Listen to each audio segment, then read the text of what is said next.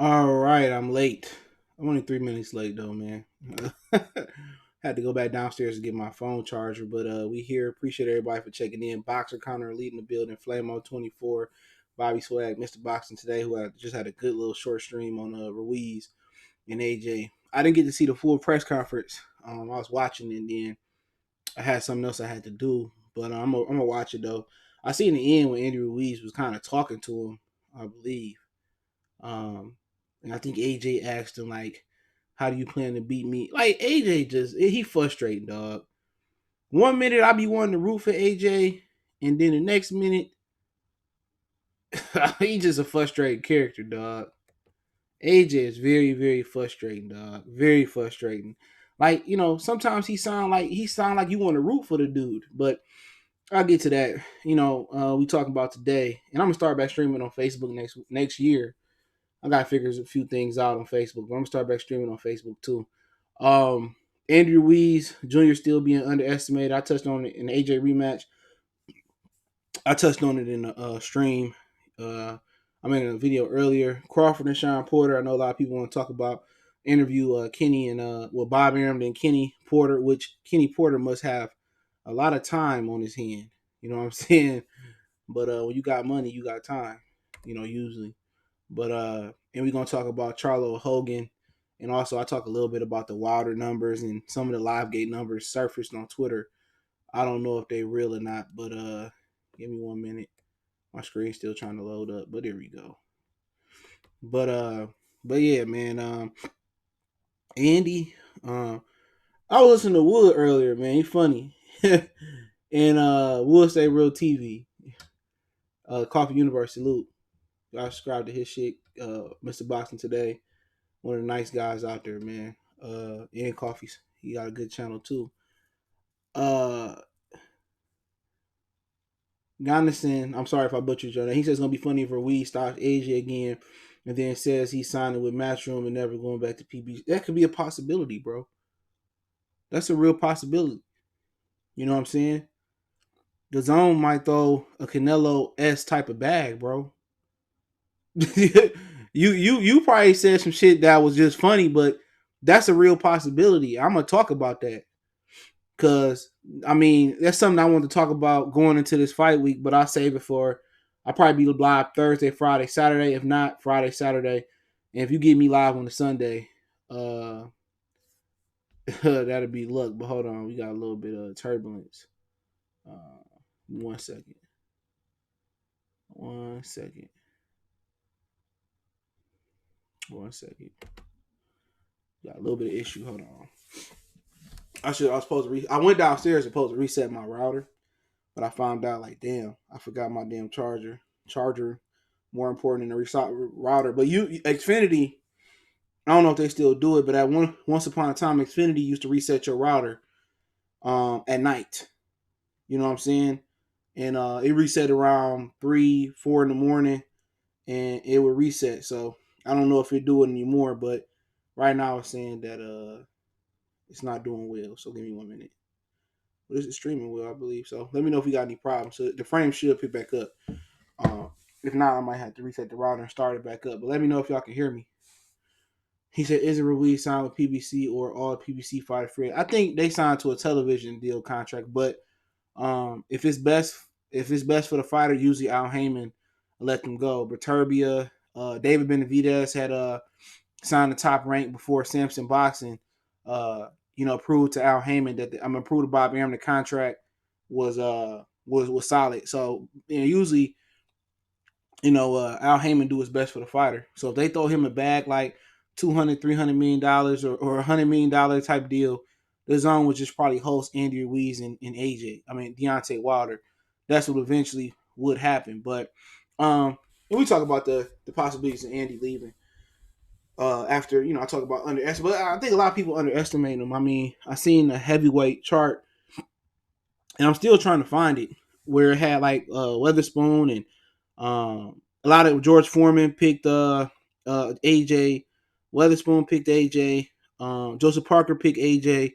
So a lot of guys, Panasso, what's going on? A lot of guys picking AJ again, and I just think people treating it like it was a Buster Douglas type situation, where AJ was down in Miami and AJ was just partying and AJ was just living his best life down there in Miami, and he was getting beat up and sparring and whatever the situation was with AJ.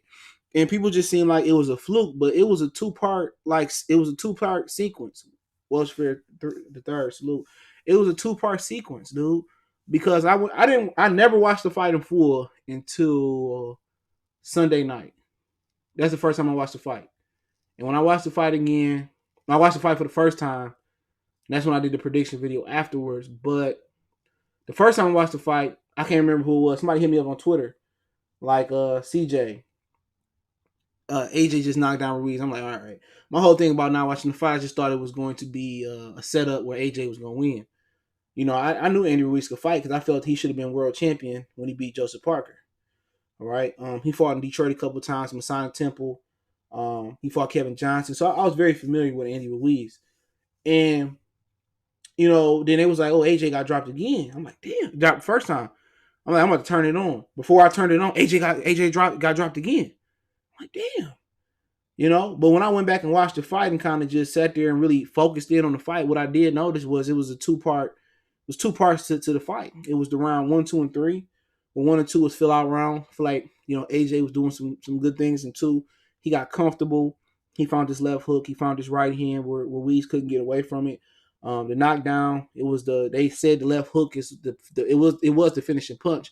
The uppercut is pretty much what hurt Andy Ruiz. The left hook just sat him down.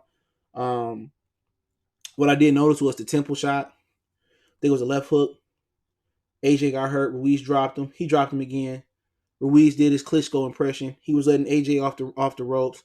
AJ got his legs back for sure at the end of the 6th or beginning of the 7th. He hit Ruiz with, I think, a left hook, or I know for sure a big right hand. He was back. But the difference in the fight was this. Brandon Smith salute. I seen Muskegon, River Ruiz beat Muskegon, but that Cameron Martinez is a bad boy. I'm mad he going to Ohio State, though. But River Ruiz, they quarterback bad, too. But shout out to Muskegon. They had 2 teams that made it. I'm not sure if the other one made it, but Muskegon is on the west side of the state of Michigan. It's West Michigan. And they got a lot of great athletes that come out of Muskegon, Saginaw, You got good football part of the state. But looking at the second part of the fight, what was the difference was the reason AJ lost the fight, it wasn't because of the temple shot. That was my honest assessment. The reason AJ lost the fight is because AJ is not designed to box for 12 rounds on his toes. That's too much weight to be going side to side. That's too much weight to be. I mean, we see Saddam Ali, who is what is Saddam Ali? 5'7", 5'8", maybe 5'9", no more than 5'10". He said I'm sure won the first state title from Muskegon. They from Muskegon? That quarterback, man, that motherfucker was like Christian McCaffrey.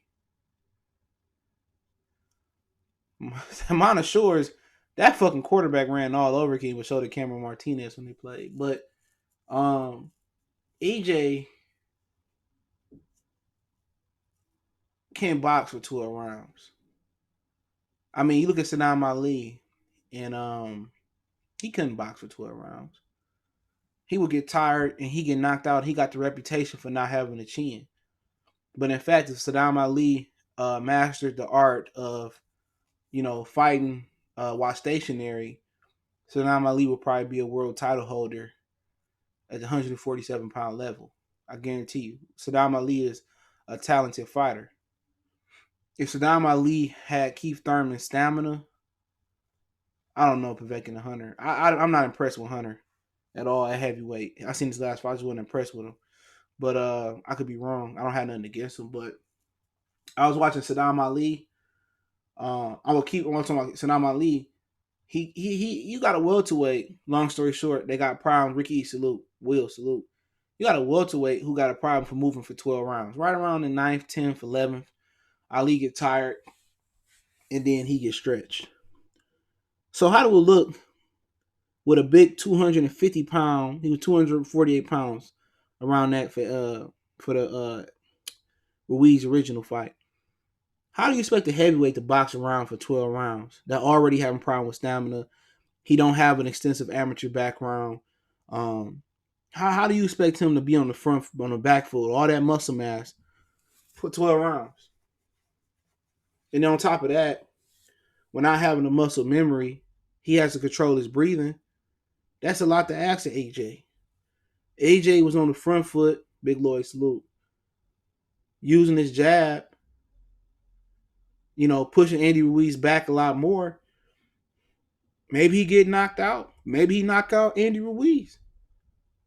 All he got to do is keep his, Emmanuel Stewart would be good for him, but he got to lean out to be with Emmanuel. Too much bulk. Too much bulk. Too much bulk. You can't ask AJ to box for 12 rounds. Because what happened when you hit a motherfucker that ain't gonna go nowhere? He gonna get up. What happened when you ain't got a gas 50-year-old Alexander Povetkin? What happened when you ain't got a patient Vladimir Klitschko? What happened when you don't have a ref to help you versus Joseph Parker? And it wasn't just the ref. Joseph Parker was scared to get hit. Andy Ruiz, when he got hit, he didn't go into a shell and start moving back and let AJ get that confidence on the front foot. Andy Ruiz kept coming forward. It was like it woke him up. Like, okay, we here now. That's all you got, bitch? That's what it boiled down to. AJ got to be more aggressive. AJ got to walk Andy Ruiz down a lot more. He didn't mix in a little bit of boxing. You know what I'm saying? But I think a lot of people underestimated Ruiz again. It wasn't a fluke. Andy Ruiz won the first part of the fight, and he won the beginning of the second stretch of the fight. It was two different phases. So it ain't like he caught lightning in a bottle. Like it was just some fluke knockdown, or it was a Buster Douglas, Mike Tyson situation where Ruiz got a 15 count, or Mike Tyson was partying and sniffing coke off chicks' chest. I'm just joking. And he was half-ass training for the fight. No. You got a situation where Andy Ruiz proved that it wasn't a fluke if you look at the fight. Was it the fourth round? He dropped him twice. Okay, we called it a fluke. AJ regained his confidence for sure at the end of the sixth, beginning of the seventh. He started to get confident, and what the difference was, AJ got tired and Ruiz touched the body. Whoever told Ruiz to touch the body, they sped up the inevitable. Instead of getting knocked out in 9 or 10, Ruiz was able to knock him out 2 or 3 rounds early by touching the body. So that was the difference. You go back and watch that fight. I watched that fight like it was the first time it was actually the first time I looked at it in entirety. I listened to Brian Kenny, Sergio Mora. The difference was he touched him to the body in the 7th. He accelerated the inevitable. And inevitable was he was getting knocked out because he was tired. You can't box 250 pounds of weight, moving on the back foot for 12 rounds. Like, the nigga barely made it 6. He said, baby mama boy said, Wilder, it's on Boxing Scene. He didn't come up with that shit. And it didn't do 350,000.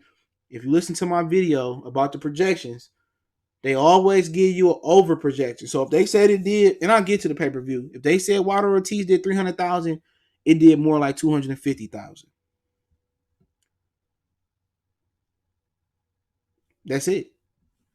If you listen to my projection video for Wilder Ortiz pay-per-view, go look in the archive. I said they always gonna give you an over projection.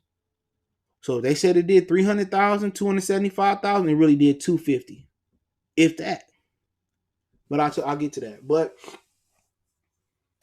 with AJ, he gotta be more aggressive. But they underestimated Andy Ruiz like it was a fluke. But history repeated itself in that very same fight in the 7th round. You know what I'm saying? Everybody ignoring AJ body language. Once again, you look in his face. He looked puzzled. He looked like he didn't want to be there. He didn't get a haircut. You know what I'm saying? He don't look like new money. He not exuding confidence. You know what I'm saying? He don't seem like he got a pep in his step. And, you listen to Andrew Tabiti and he vouches for him. But guess what? He was a paid employee of AJ for the camp. He's a paid employee for AJ. You know what I'm saying? We did have other sparring partners in the past. Dennis Douglas thought, Chris Eubanks Jr. was going to lose to James DeGill. He was employed by Chris Eubanks Jr. But really, or you expect Andrew Tabiti, to really mess up an opportunity to come back and make the type of money they made in the AJ camp? The Timothy Moulton guy that was shaped like shaped like Ruiz in camp, the fat black guy from Kentucky, he said he quit 2 jobs to come spar with AJ. So he must be, if he paying Timothy Moulton good type of money, and Andrew Tabiti got some good money. These dudes don't be feeling flashy bench. These dudes don't be. I don't see confidence, and I could be wrong. I don't see hunger. I don't see the eye of the tiger. Even when he talk, you want to root for him, and then he just say some pussyfied stuff. I don't see like when Rocky was going against Clubber Lane again. I didn't see that, bro. I could be wrong. I just see a defeated soul. It's like that nigga from Yu-Gi-Oh! Pegasus then put his soul in the Yu-Gi-Oh! Card. You know what I'm saying? That's what it looked like. It looked like somebody, your soul is mine. Shang Tsung, your soul is mine. Like AJ is just a body with no soul, no heart. No, he like the Wizard of Oz. No brain, no heart, no courage. It's just him. It's just him. Like somebody took AJ's soul and out the body, and he just going through the motions.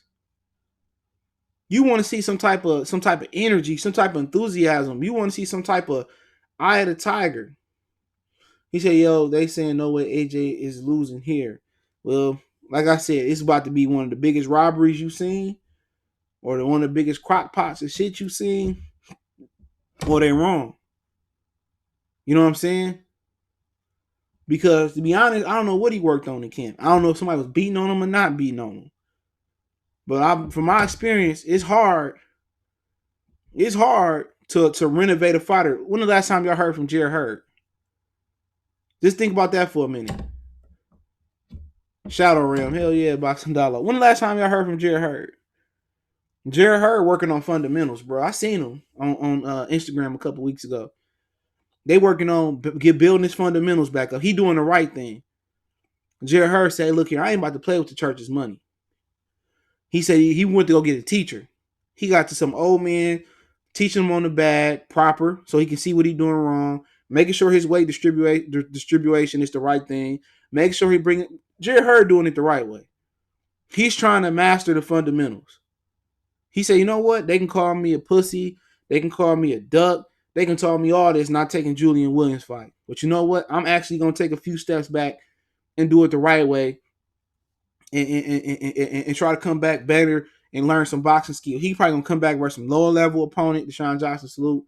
He going to probably come back versus some low level opponent, and he probably going to start over, try to learn how to avoid, slip a little bit. They're not going to straight rebuild Jerry Hearn. They going to just do what Robert Garcia did for Marcos Maidana. They just going to, remember, Maidana did the same thing. Maidana was supposed to be Keith Thurman. He was supposed to be Keith Thurman's debut fight with Al Heyman on HBO. And Robert Garcia told him he wasn't ready. And he dropped out the fight. And he ended up fighting, I can't remember. I get not Soto Carras. Old boy that just beat up on Brandon Rios. Was it him? Humberto Soto, and this another guy get mixed up. One of the two, Keith Thurman ended up fighting on HBO main event. And Maidana, he had came off a loss to Devin Alexander. And Robert Garcia, and Mikey was off at the time. He was going through his thing with Top Rank. And they pretty much built Maidana back up. Gave him the fundamentals, sharpened the tools he already had, taught him how to dress some punches up, how to hide some punches, how to do a few things. And next thing you know, he was defeating Adrian Broner. It was supposed to be a pay-per-view, which they put it back at the last minute. And then he ended up, giving Floyd some good work, almost beating him in those two fights. So, like I said before, Jerry Hearn did it the right way. Marcos Maidana did it the right way. AJ doing it his way. The difference is that Andy Ruiz is a tough guy. Fast hands, good footwork, and tough. AJ pretty much said he's going to box and move and press. Like, why would you box and move? That's the same thing you did last time. So basically, what they count on is the weight, him losing the weight and not carrying that extra weight. He won't get tired this time. So they basically going, but at the end of the day, what people don't understand, even if AJ do win, which I can care less at this point. If he win, he win. It ain't going. I mean, boxing is in a dark place. You know what I'm saying? Regardless. But if Anthony Joshua do win, is you gonna really outbox Tyson Fury? Are you really gonna outbox Deontay Wilder? No, you can't outbox them for 12 rounds, especially not Tyson Fury. You might have some success, but what Usyk like doing the most is being on the front foot. So his 3 average, he beat Puev. That's easy work. He old. But, if he talking about unifying the division, you ain't going to be able to beat AJ. I mean, Timothy, not Timothy, but you ain't going to be able to beat Fury and Wilder on the back foot. You're not going to beat that man on the back foot. But this is fight.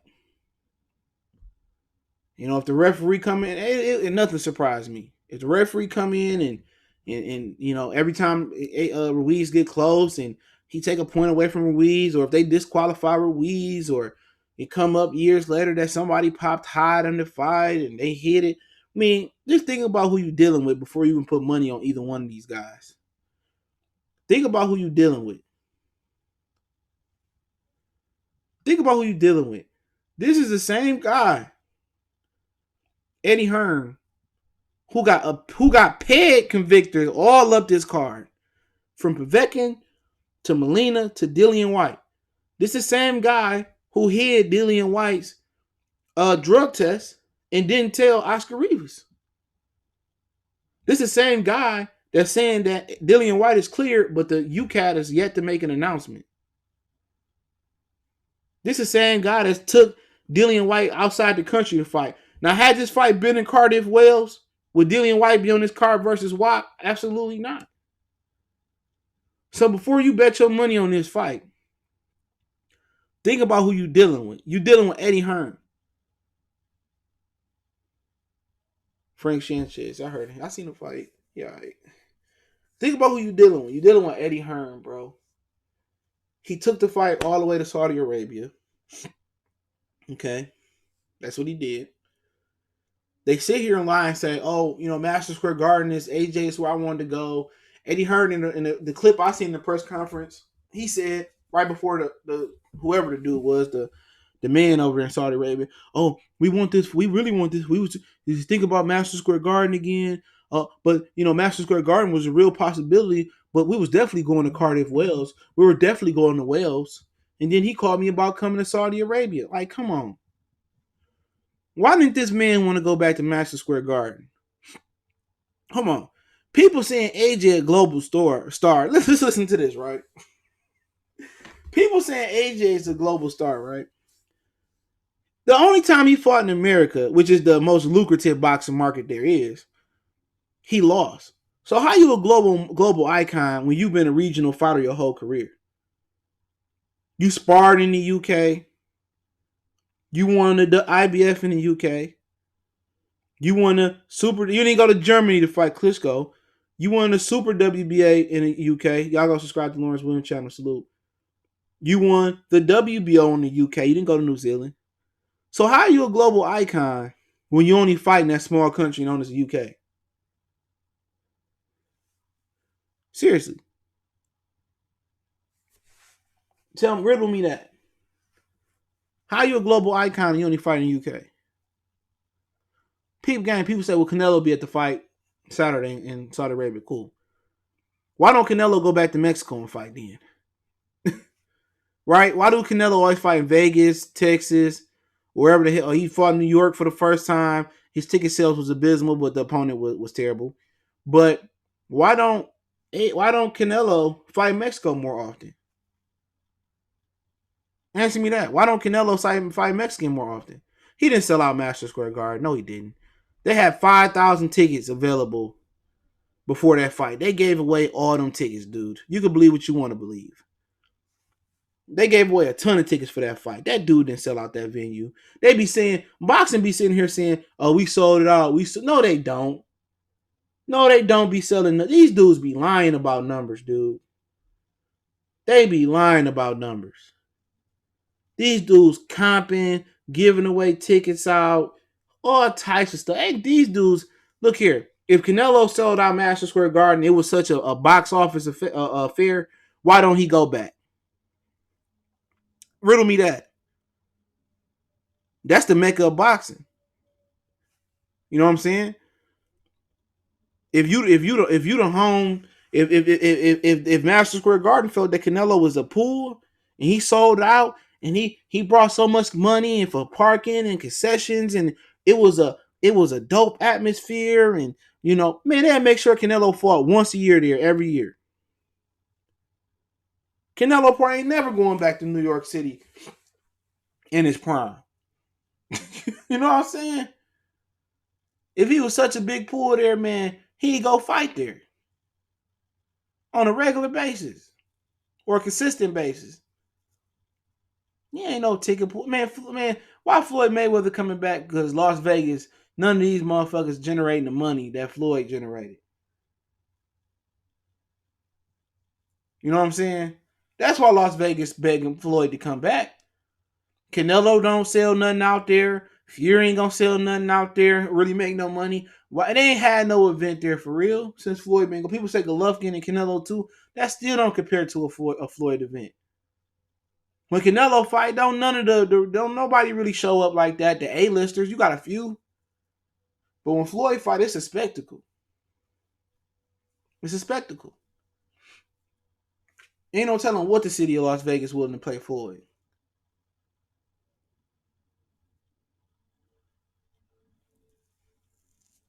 But, at the end of the day, they can underestimate Andy Ruiz. But it nothing shocks me come fight night. If they rob him, they rob him. If you knock out AJ, if AJ knock out him, it is what it is. But Andy Ruiz, he gotta be prepared for every type of possibility. I just find it funny. They didn't want to go back to Madison Square Garden when AJ said, I wanted to go back to Madison Square Garden and right my wrong. I just find it funny when dudes, a lot of these UK dudes end up coming to America, a lot of shit started to change. For real.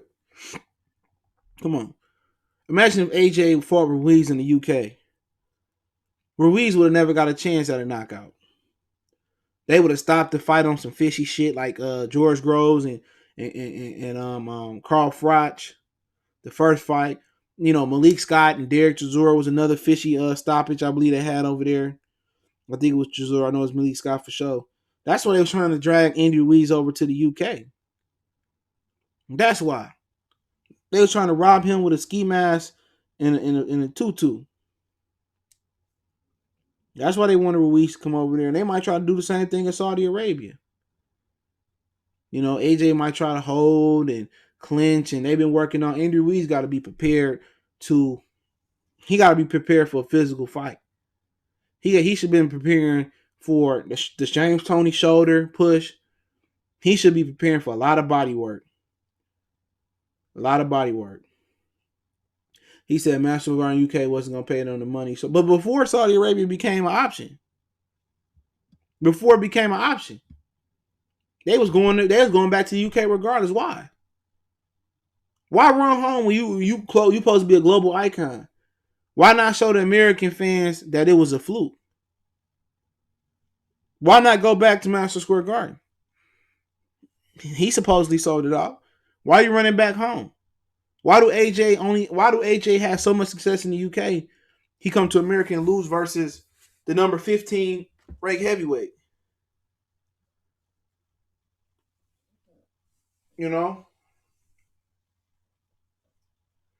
That's what I'm saying. Why they always running to the UK? And why all this fishy stuff? They blame America. Oh, America it's the worst, and America, they be cheating. But at the end of the day, Eddie Hearn has had no promoter I can think of has more paid offenders than Eddie Hearn under his fight banners.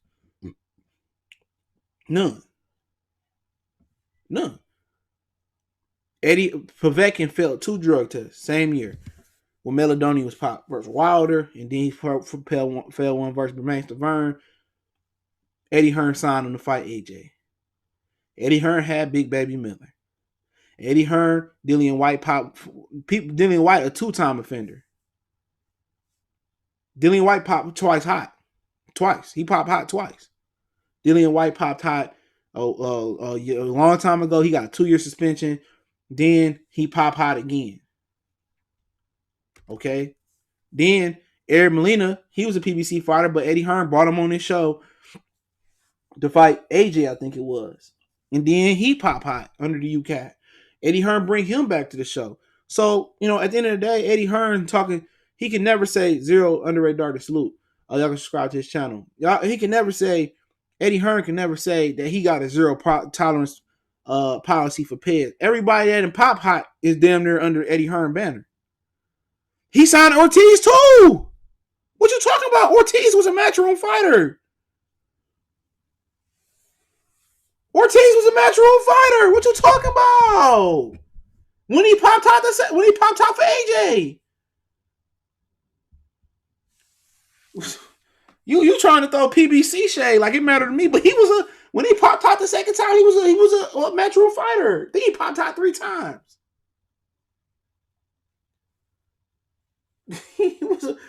Ortiz was with Eddie Hearn. Damn. You trying to LA 12 trying to get one over for sure. Eddie Hearn trying to get LA 12 trying to get one, like, I don't know, like I'm one of these bald-headed dudes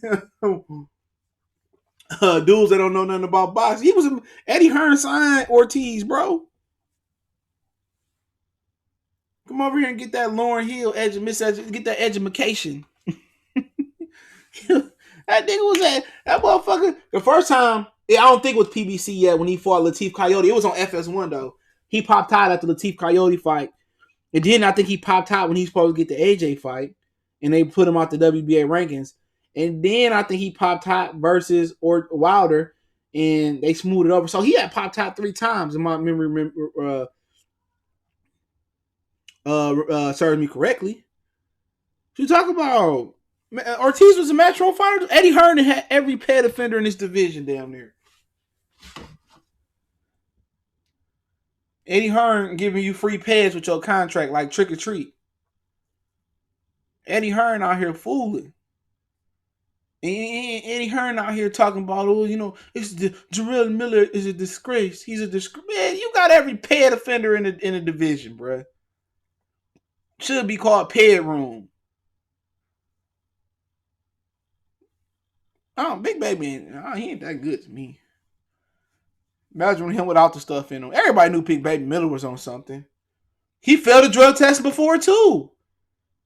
Before Big Baby Miller came to boxing and kickboxing, he failed the test. And Eddie Hearn still signed him. Like, come on, dog. Come on, man. We talking about, like we got a whole roster up here. Only guy he didn't sign that popped hot was maybe Huey Fury and Tyson Fury. He tried to sign Tyson. But Tyson Fury had loyalty to Frank Warren. That's the only one I could think of out of the division that was hot. That the 2 that he didn't get. But then he ended up still putting on Fury. I don't know if he put on Huey Fury and Joseph Parker fight. So come on, man. Come on. Eddie Hearn is pad room promotions, bro. If you had a pad offense or you taking pads, come down and sign with Eddie Hearn. Earn with Hearn. He got the whole pad roster in the heavyweight division minus the Furies. The whole roster. Come with it.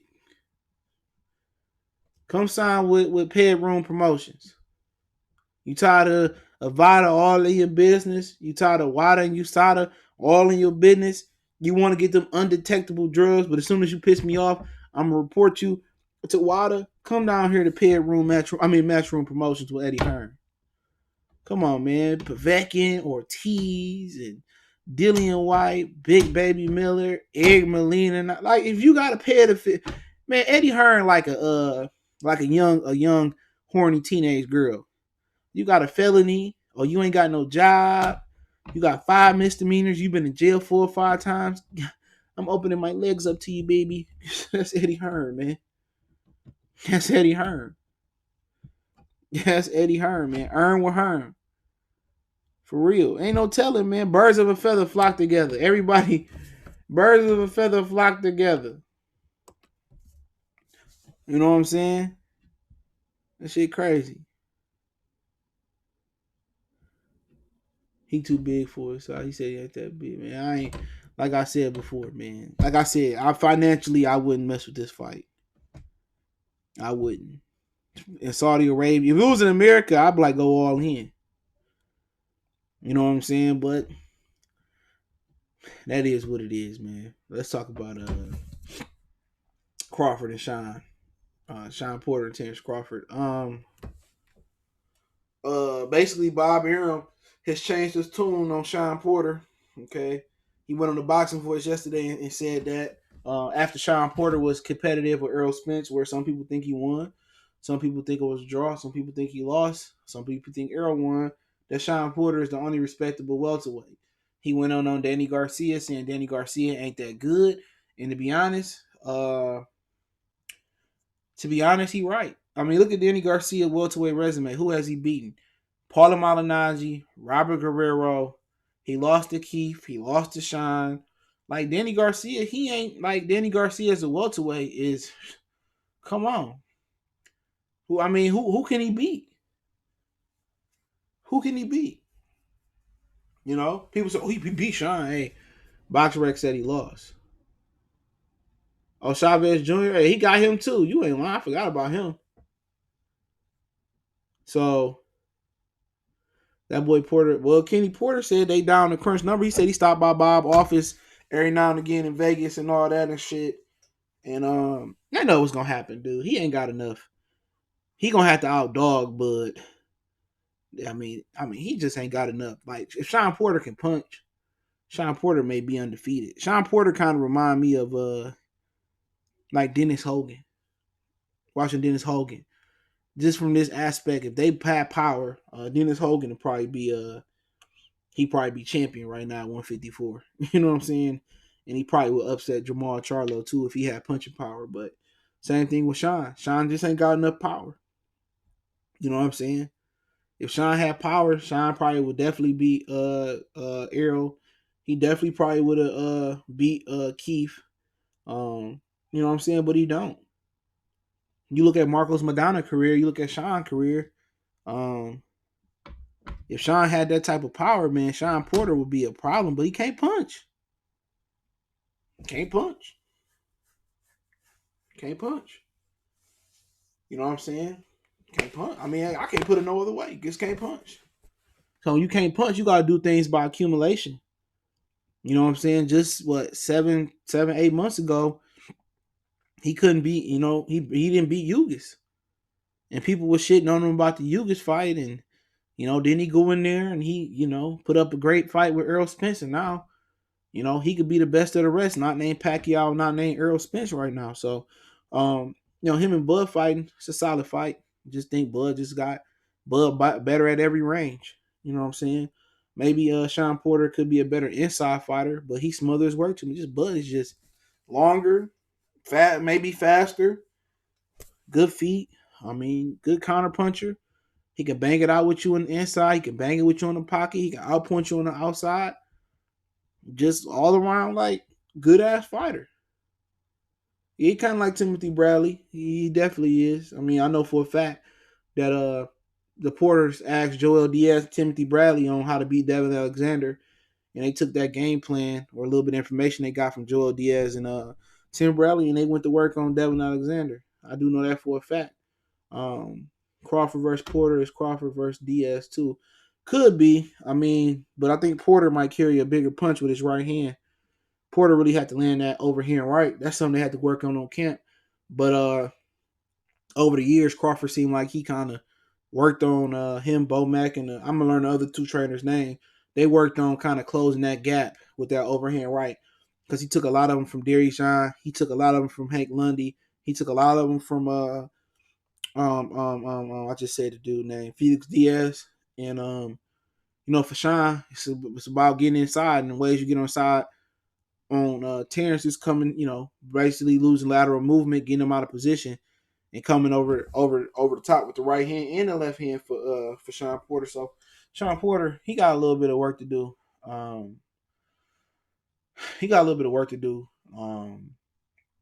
With fighting Terence, but it's possible. It ain't no easy fight. And I said it before the Earl Spence fight. I said, I ain't really never seen nobody have an easy fight at defeating Shawn Porter.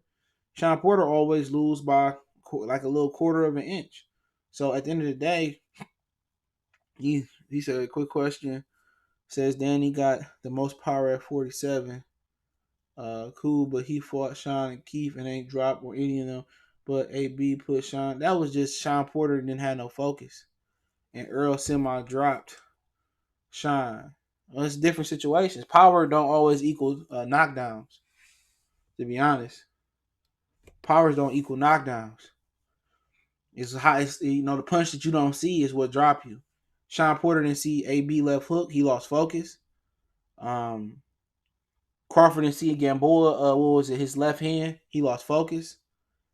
And who else you mentioned? And Shawn Porter didn't see Earl Spence punching with him because Earl Spence don't usually punch with you. And the one time Earl Spence punched with Shawn Porter, he dropped him. So just because you a bigger puncher, it don't mean you're going to get knocked out. Punching power and placement and how you use it is difficult. Just because you drop somebody don't mean you're a bigger puncher. Maybe you're a better counter puncher. Maybe you hit him with a punch they didn't see coming. And with Danny Garcia, if he don't get you with that no look left hook, if you see it coming, a lot of fighters can take it. A lot of guys can take it. So it depends on how you utilize your punches. And Earl Spence broke a tendency when he dropped Shawn Porter. He punched with him. All the fight, Shawn Porter would come in throwing punches.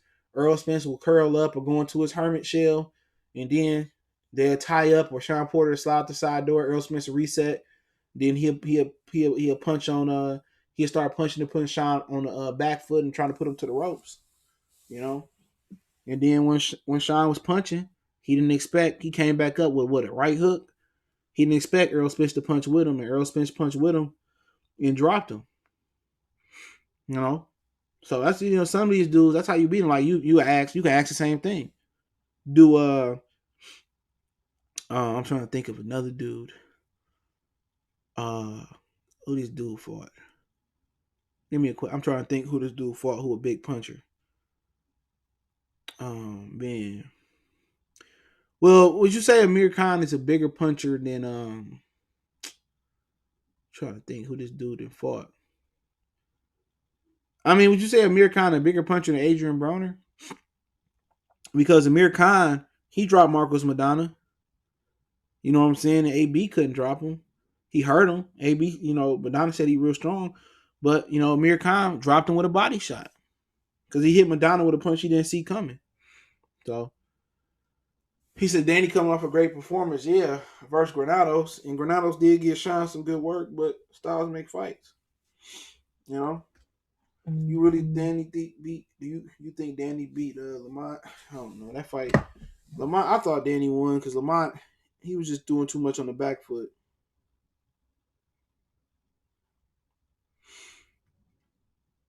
He was doing too much on the back foot for me. Lamont gave up them early rounds. He gave a lot of early rounds, but with Porter and Crawford, that's gonna be a tough fight. They know each other. Came up in the amateurs. I know Terence and Kenny Porter almost fought when Terence was younger in the alley, and Terence wasn't backing down. Shawn got a lot of dog in him. Terence got a lot of dog in him. That's a dangerous fight for Shawn though. Because Shawn lose that fight, then he lost to every prominent welterweight there is, except for Danny Garcia. If you consider Danny Garcia a prominent welterweight, but they see Kenny and Bob pull the strings on it. But Bob always looking for security. You know what I'm saying? Bob, if you win, Bob gonna want options. Bob always hot wiring his contracts up. You know what I'm saying? So, you don't know. People say, "Oh, Kenny ducking," or Shawn ducking because of the business side. But we know that Bob Arum want to tie you up in a contract for a long time. So is Bob really desperate? If this was Lomachenko, Bob would be real desperate about these things. He go out there and get them fights. You got to ask yourself, dude, is Bob desperate enough to get? Is Bob as desperate as Bomac and Terence for these fights? If it was Lomachenko, he'd go out there and he'll buy somebody a yacht and pay them $100 million purse to fight Lomachenko. He ain't going out his way for nobody but like Lomachenko and Tyson Fury. And it's unfortunate, It's very, very unfortunate. That's the way it's going down. But at the end of the day, the division got to turn over. But when the division do turn over, we're going to have a 35, 36-year-old Terence Crawford going against Jaron Ennis, Devin Haney's of the world, and the Barrioses of the world, and the Josh Kellys of the world. And, are we actually going to see him at his best? Bob Arum should try to look to, throw that money around for real. If you believe in Terence Crawford, we'll send some one fight contracts out. ESPN has shown the ability, or shown the they have shown the ability to throw the money around for the kid. Terence Crawford and Amir Khan had a $10 million pay-per-view guarantee, 10.5. Crawford got 5.5 guaranteed pay-per-view money, and Amir Khan got $5 million in pay-per-view money. So if they willing to pay $10.5 million in guaranteed money for that type of fight, then what would they give for, Shawn Porter, who his name probably won't be hotter than what it is now coming off a loss. So if they can give Shawn Porter $5-6 million in pay-per-view guaranteed money, or they can do a free fight. If they care about Terence, they can do that. But like I said before, it's just tough fight for Bud, tough fight for Shawn, especially for nothing but a WBO belt to be on the line for it. But that's just fights. That's just Terence is just the polar opposite of Errol Spence. Good feet. He's just an all around fighter, dude. Bomac said Terence will be retired at 35. If that's the case, it is what it is. Yeah, Nervantes is fighting in Mexico. I got that news yesterday. It's funny you bring that up.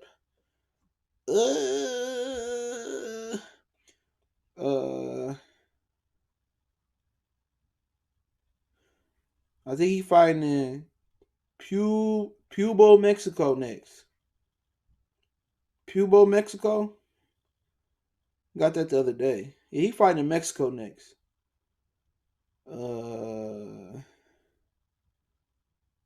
He fighting next week. Nervantes is fighting in Mexico next week. This was Sunday. Yep.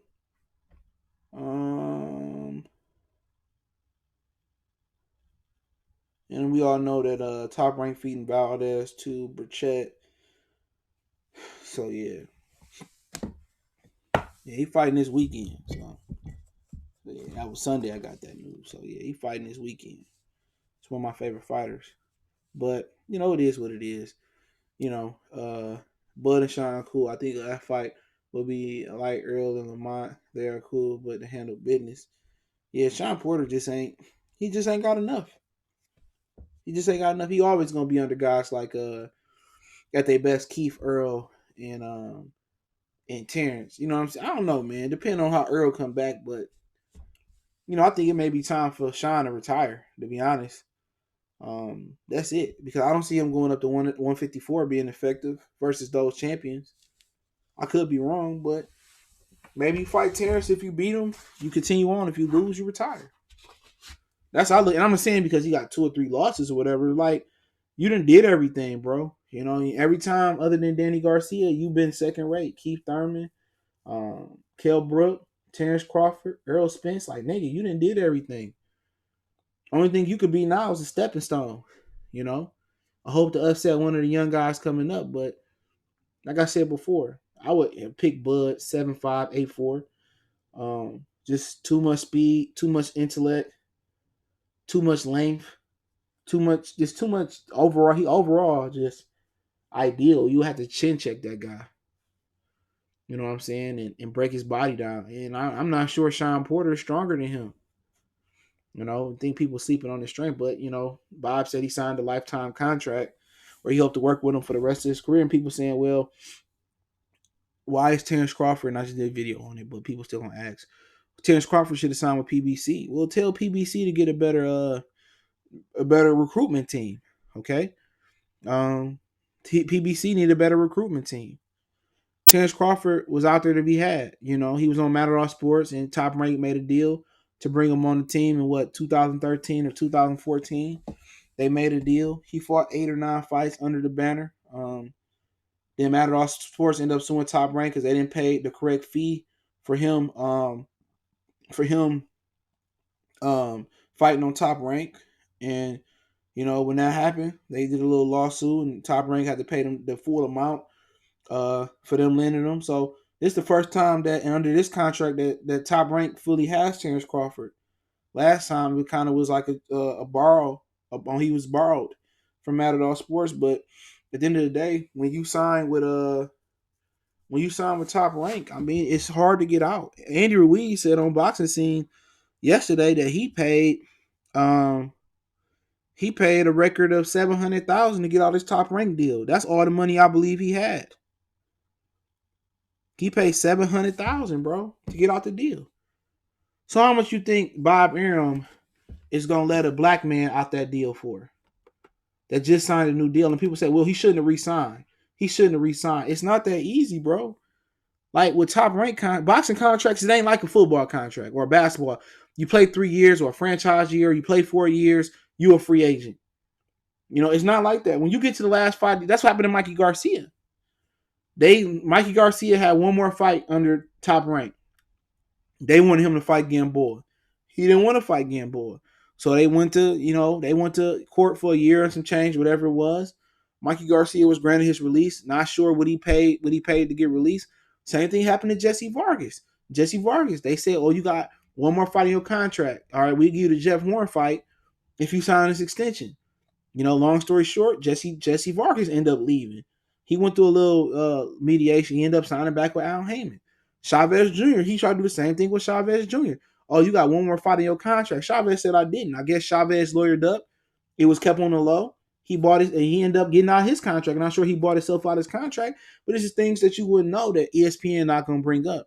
Those 3 fighters. But you notice Andy Ruiz had to pay $700,000. Not sure what Mikey had to pay, or Chavez or who else? Jesse Vargas had to pay to be free. But and what you got to remember, if it wasn't for Mikey Garcia, Terence Crawford would never been on PBC. See, you got these boxing fans that listen to dudes with platforms that don't inform. We can joke, we can crack jokes, we can crack mama jokes and play the dozens and talk about life stuff. But if you're not getting information, what good is your platform? People misinforming.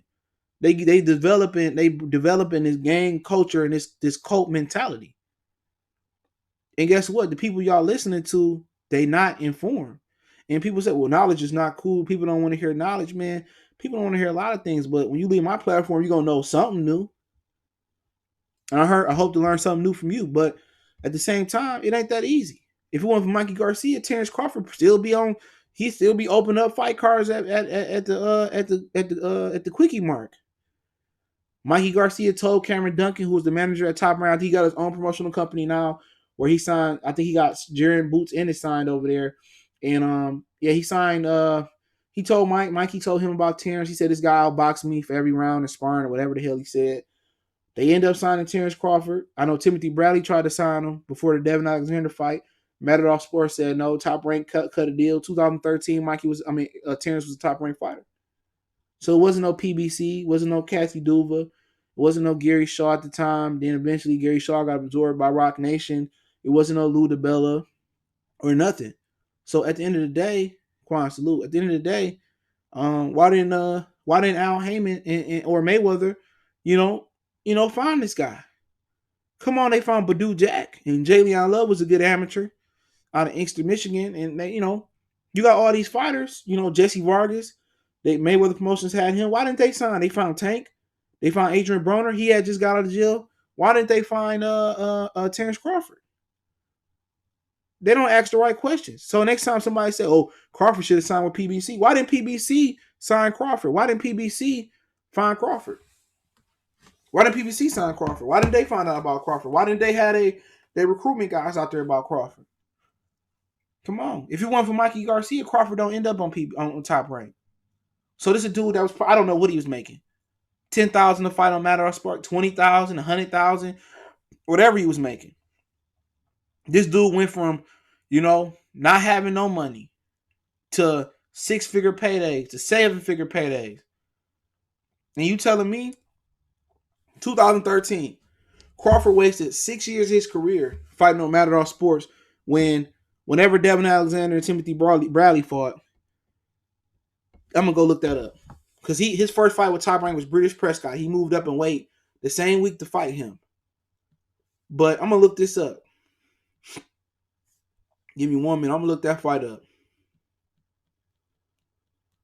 Because when Timothy Bradley and Devin Alexander fought, Crawford sparred Timothy Bradley southpaw.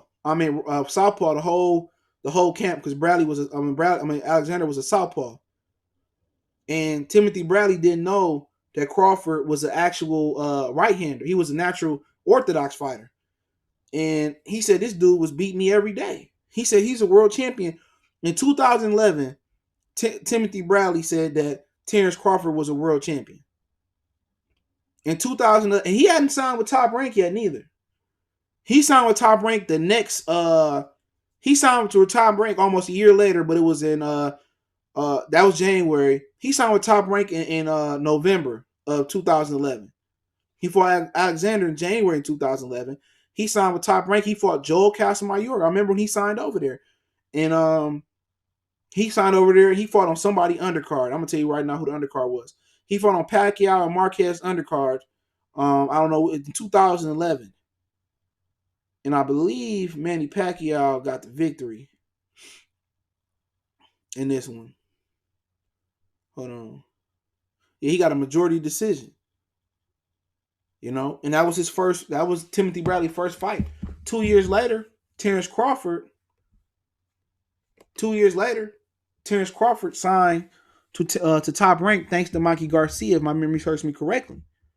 And with his first contract, and they still was paying Matador Sports, Top Rank, not Crawford, his first contract lasted around, and I was asking this around the time, like, damn, how long is this contract?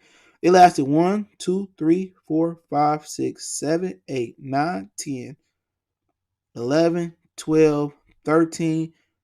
It lasted 14 fights. His first contract lasted 14 fights. So it lasted from 2013 to 2018. And he still had one fight left, I believe, after Jeff Hearn. And he signed the extension. So common sense say, if they signed him to a 5-year deal, which it had extensions in the deal, if he won a world championship, they extended his contract. Or if he defended a belt a certain amount of time, it extends your contract. So he fought for 5 years on the Top Rank, signed an extension. So common sense say he didn't sign no 2-year extension. He signed another fucking 5-year extension or something like that.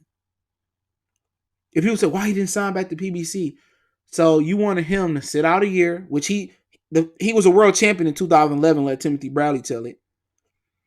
He wasted 6 years of his career because no big promoter wanted to sign him. He wasted 6 years of his career, and you want him to waste some more? He don't have a 7 for eighth year. You know what I'm saying? I'm not counting his money, but you think he got $700,000 to buy himself out that contract? I'm not sure. I'm not sure if he got $700,000 or Bob might want $1 million. He might want $250,000 from him. So what you want me to do? Sit out a year, not have no money to feed my kids and my family and my moms and make sure they straight, and then you want me to come out a pocket of $700,000, $250,000 to buy myself out the contract to go to PBC where it's no security? See, PBC ain't for everybody. Okay, I'm gonna break this down and go to Charlo and Hogan, then I'll open up Q&A. PBC ain't for everybody. Okay, it's not. Bob Arum give you a fat ass signing bonus. He give you security. You got a contract. That might not be the greatest contract, but you got a contract. And he signed a network deal with ESPN. You go to PBC, it's a fight-by-fight deal, they say. But then again, Danny Jacobs, Andre Rozier, I heard this say this to the Boxing Voice when he's still training Danny Jacobs a couple years ago. The reason they left PBC is because they didn't have a strict fighting schedule. They had called him like 2 months before a fight and said, we fighting on this month. He said the reason they went over to HBO and Eddie Hearn is because they knew exactly when they was going to fight. And it was for sure. They wasn't on the undercard, or they wasn't like 2 week, 4 week, 8 weeks notice, or 6 week notice. You need to be ready. He said with PBC, you never know when they didn't have a strict fighting schedule. So he signed over to Eddie Hearn because one, they had guaranteed time slots, they had guaranteed money, and they knew exactly when and where they was gonna fight every time. Therefore, Eddie Hearn and HBO at the time was better for Danny Jacobs. Okay, you wasn't just you wasn't just put it into a name generator and picked. Okay, Danny Jacobs fight here. You had real shit behind you. So everybody, it ain't for everybody. Some people want a network deal. Name me a PBC fighter that got a network deal. Who got a Fox network deal? None of them. Who did Showtime ever sign? None of them. Didn't want to sign Devin Haney. Dropped the ball on him. Didn't want to spend the money on him. Nobody locked up Deontay Wilder. Come on. Sometimes people want security. They want a deal. And Terence Crawford, you want him to lose money, sit out a year to accommodate the fans? When at the end of the day, if Al Heyman think he got the best welterweight in the world, why don't that welterweight just come beat Bud, take his belt, and just have supreme dominance over the division? And if that welterweight ain't good enough, guess what? You got another one, another one, another one, another one, another one, and keep going on and on. Even before he got the money from Jacobs, he was an HBO fighter. I mean, from Canelo, he was an HBO fighter first. So this is what people not saying. Everybody just saying dumb stuff. Everybody just saying ignorant stuff because they don't know these things. I take time to read the article 2-3 times over again. Sometimes some people send me things. Sometimes I find an interview and I embed it in my head. A lot of this information, I learned this shit 3, 4, 5, 6 years ago. You know what I'm saying? But they don't tell you these things. So everybody going out here on social media, oh Crawford is this, and he's not, he's stuck in the contract. Hey, give me 3.5 minimum with money on the back end for a promotional cut, and let me be stuck. You know what I'm saying? You got people who working at McDonald's and who work at the factory, chastising and criticizing the fighter that got to deal with ESPN for a minimum of 3.5. Make that man. Oh, he can't fight this guy. Like, can you believe fight fans in the 2000s decade laughing about fighters not being able to fight the best? Do you know how stupid these new fight fans sound? Do you know how stupid these dudes sound? How ignorant they sound? They should want to see these dudes fight the best. Terence Crawford shouldn't have to go to PBC to get the fight. Errol Spence been on PBC his whole entire career because he was an Olympian. Did he ever fight Keith Thurman? No. Did he ever get Floyd Mayweather? No. He got Shawn Porter 3 years too late. He was supposed to fight Shawn Porter after he beat Kell Brook, because Shawn Porter was going to call out Kell Brook had he beat Errol Spence. That's why Shawn Porter and Kenny went over there to call out Kell Brook. You know what I'm saying? He fought, that was 2017? He fought Shawn Porter 2 years later. More than 2 years later, because that was in May. He fought Shawn Porter 2 years later. This is dude Errol Spence. That people say, Crawford need to go to PBC. Crawford need to go to PBC. Okay, cool. Why wouldn't nobody want to fight Errol Spence? Why take Shawn Porter 2 years to fight Errol Spence? It was going to take Danny Garcia 3 years to fight Errol Spence. Keith Thurman was going to do it, not never. And then again, they say, they're trying to do Pacquiao or Errol Spence. I just heard that Mayweather coming back. For sure the other day. Concrete. MMA fighter, don't know who. And then he going to fight Pacquiao again. So Errol Spence thought he was going to fight Pacquiao. Errol Spence just, that character just saved himself the hurt. The emotional hurt. Because he think he about to get Manny Pacquiao. And Mayweather just showed him, like, nigga, you ain't about to get Pacquiao. You're not about to get this money. You know what I'm saying? And what I heard was, for months, they've been begging Floyd Mayweather to fight Pacquiao again. For months. The big dogs at PBC. Mayweather was pricing himself out, right? But whatever they did, they found the money to give it to him because that's what he doing. Despite what Mikey's saying on Fight Hype, despite all that, he coming back. And what he tell Manny Pacquiao when they was over there in China? He said, man, sign with PBC, you gonna fight me. I'm paraphrasing. What I tell y'all after Keith Thurman beat Pacquiao. Keith Thurman was our last hope. And I preached that, bro. I said, we need to get behind this brother so he can win Pacquiao. I said, Pacquiao not going to fight Errol Spence. I got a $100 bet with a dude on the internet. If Errol Spence don't fight Pacquiao next year, he owe me $100. I'm just going to throw it to somebody else's channel. I'm going to just super chat them niggas $100. You know? But nobody listened to me. As soon as he beat Keith Thurman, what I tell y'all I heard? I said, I heard he fighting Mayweather, Pacquiao. Oh, he fighting Earl. He fighting Earl. He fighting Earl. And guess what? Even without the accident, Earl wasn't getting that fight. Mayweather was gonna come back in. Mayweather wasn't gonna announce the Pacquiao or he was coming back before Deontay Wilder fight. He was gonna wait till Danny and Earl fought on pay-per-view and announce that shit. I guarantee you. And shit on Errol Spence. But since he couldn't shit on Errol Spence and show Errol Spence who the real boss is, he was like, what's the next best thing coming up? I don't want to do. I mean, Wilder and Fury, nah. I want to do it on a full PBC telecast. Oh, Wilder. I'm gonna do it on Wilder telecast. Spence wasn't getting Pac-Man accident. Exactly. I'm telling you, this is what I be hearing, dude. And I always don't speak on it because sometimes I just like to save shit, or But he was getting it regardless. Mayweather was getting a fight regardless. He was going to probably announce it on Danny Garcia and Errol Smith's day, January 25th, or the weekend. I've been telling y'all this, man. It's smoke and mirrors. Mayweather told him, like, it's a video. It's a whole video of them in China. Sound PBC, I'm going to give you a rematch. Paraphrasing. He told him. Oh, Mayweather just playing. Mayweather just playing. Mayweather just playing. He did a video. I'm in Saudi Arabia for a Manny Pacquiao exhibition talking about, man, he been telling y'all, that video wasn't old, nigga. Spence was never getting that fight. Never. And I told y'all Pacquiao was gonna hold the WBA hostage, bro. So now you got a situation where he might fight Mikey. I heard Mikey said he was close, and Mikey gonna tune up in January, February, come back, fight Pacquiao in the middle of the year. I'm not for sure how Mayweather about to operate, but we should find out. But now what? And what they want, I'm gonna tell you what they wanted to do. And this is just strictly speculation here.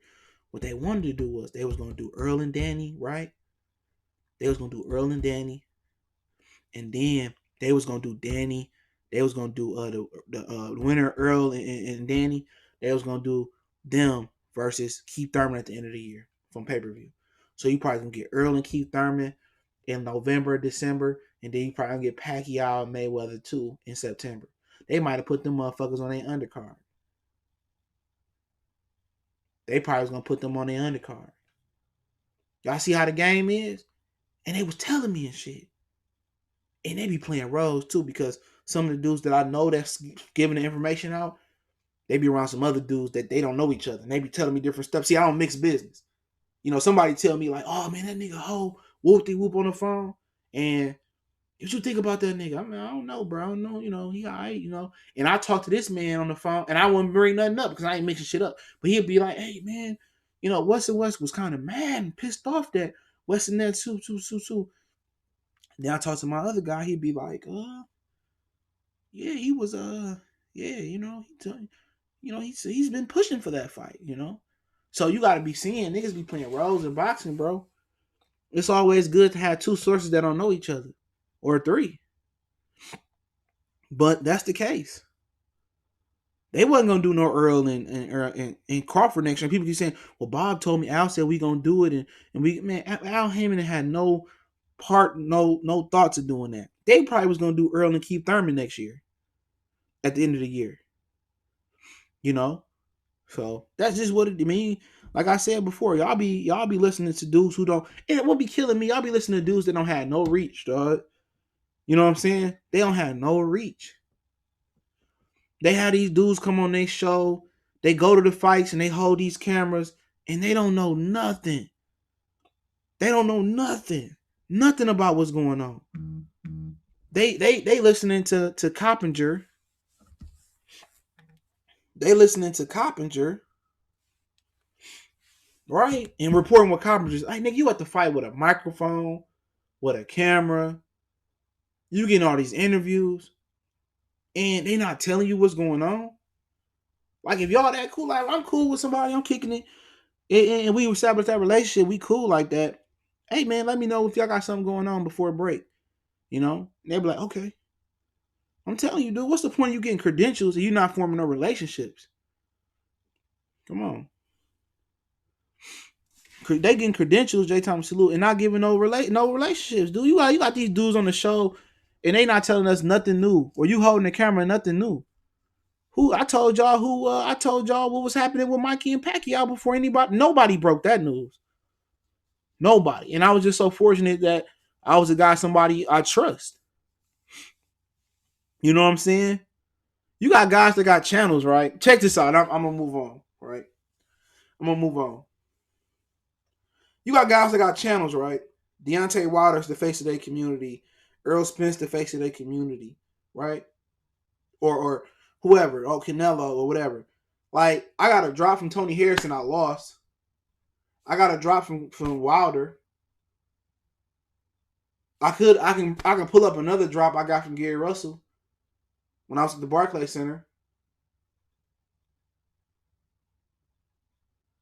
But these dudes got all these relationships, and Wilder ain't never gave them a drop. Come on. Come on. I'm a nigga behind the desk. I'm behind the computer. I'm behind the car wheel. I'm like, dude. For real. How these dudes out in the field and y'all so close to these dudes won't even give you a shout out. Had Shawn Porter beat Keith Thurman, and they would have fought on the original date. They supposed to fight on my birthday. The original date, Kenny Porter, one of my friends was supposed to get Kenny Porter to give me a shout out. This was before I even started. I was even on this. I was on another channel. Before I started another channel. He was supposed to give me that shout out. But the fight didn't happen because Keith Thurman got into a car accident. You know what I'm saying? You know what I'm saying? So how these dudes got, they talk to all these people, but they ain't got no reach, man. Let's talk about Jermall, Charlo, Hogan, then we go into Q&A.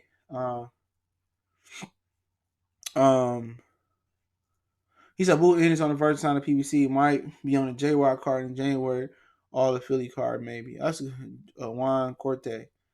Cool. I know he was signed to Cameron Duncan and another promoter, and they had some issues because Bob Aaron. I don't know. I can't remember. It got something to do with Bob Aaron. He said these guys are at the fights and they still can't get the fight. You ain't lying, bro. Like, it comes from nothing. Like, you going to the fight just for a free ticket and a buffet in the back. You know what I'm saying? Not getting no information. Because dudes don't trust people, man. These dudes twist and turn people, man. And that's what it is. But let's talk about Charlo and Hogan. I watched Hogan and Maguire fight today. And somebody just sent me a video too. On Hogan on Fight Hype showing new improved power. And I think Hogan got a good opportunity at giving Charlo a good fight. That's gonna be a good fight. Hogan, I was impressed. He got good footwork.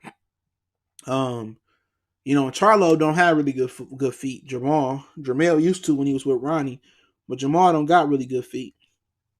He more of a plotter. But I think if Charlo, and I'm gonna do a prediction video in the morning, I think if Charlo double up his jab, I think if Charlo uses jab, I think, and even if he want to sit back and snipe and not come forward, I think his jab should be able to control the Dennis Hogan fight. But Hogan angles and footwork gonna be some problem for Charlo, because of Charlo style. I think Ronnie should have Charlo on his toes more and closing his base in a little bit more. Working on that, man.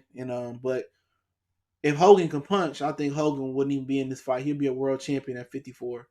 But he can't punch, but he got good angles. I think Charlo need to be on his toes a little bit more this fight. But if not, he plotting. I think he need to use his jab a lot. I don't think he need to throw a power jab this fight neither. At least not early. I think he need the piston jab, double jab, keep Hogan from coming in. Hogan kind of gritty like Brandon Adams, but I think he got better footwork than Brandon Adams, and I think laterally he gonna cause some problems. He gonna use some angles. He could do some things that Korobov can do, but I'm not sure. He don't really sit down on his shots like Korobov do. You know, Hogan, he can, but Hogan is a guy that's gonna move on his feet.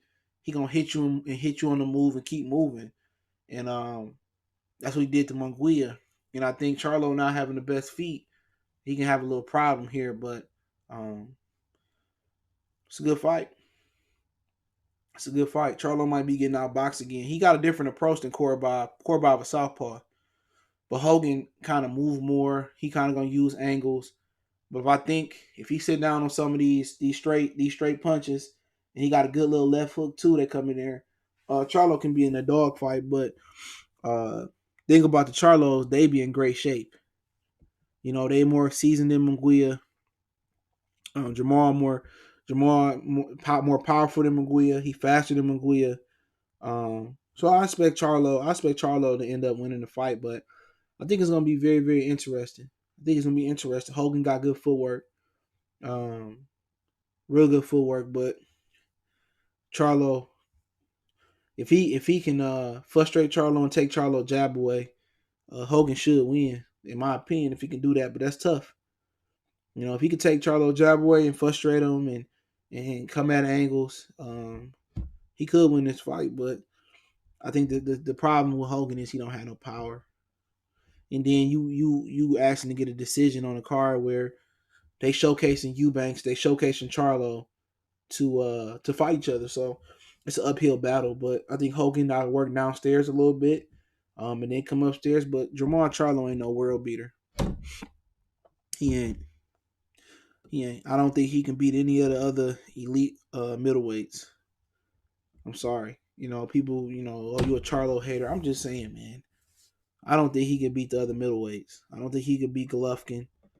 I don't think he can beat Canelo. I don't think he can beat Demetrius Andrade. You know, and that's just my honest opinion. I just don't like. I have seen regression from him. A lot of regression. You know, Jorge Sebastian Highland lasted too long. Korobov, in my opinion, actually beat him.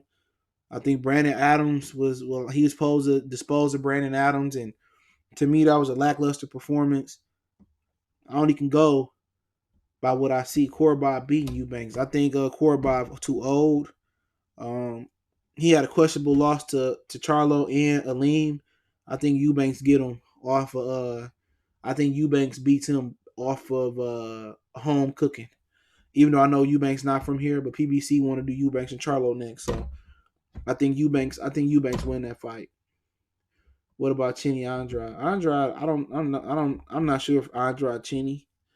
He did get dropped by Vanes, but I think Vanes stepped on his foot if I'm not mistaken. But I'm not sure about Andrade Chin, but yeah, Andrade is a better fighter. Either he gonna get outboxed by Charlo, or he gonna outbox Charlo, or Charlo gonna stop him.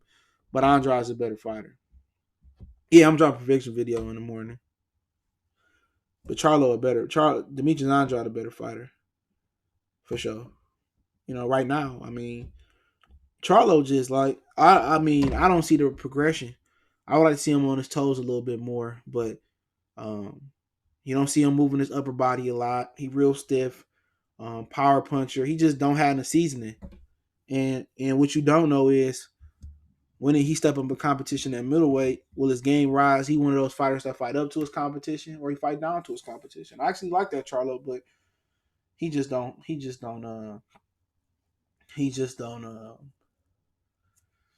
ain't progressed. And maybe versus Dennis Hogan he will. You know what I'm saying? Maybe he will, but I'm not gonna act like this dude didn't get beat by Korobov when he got beat. He got beat. And I think everybody looking at him, oh, big Charlo, he that big, but the power ain't translated to middleweight.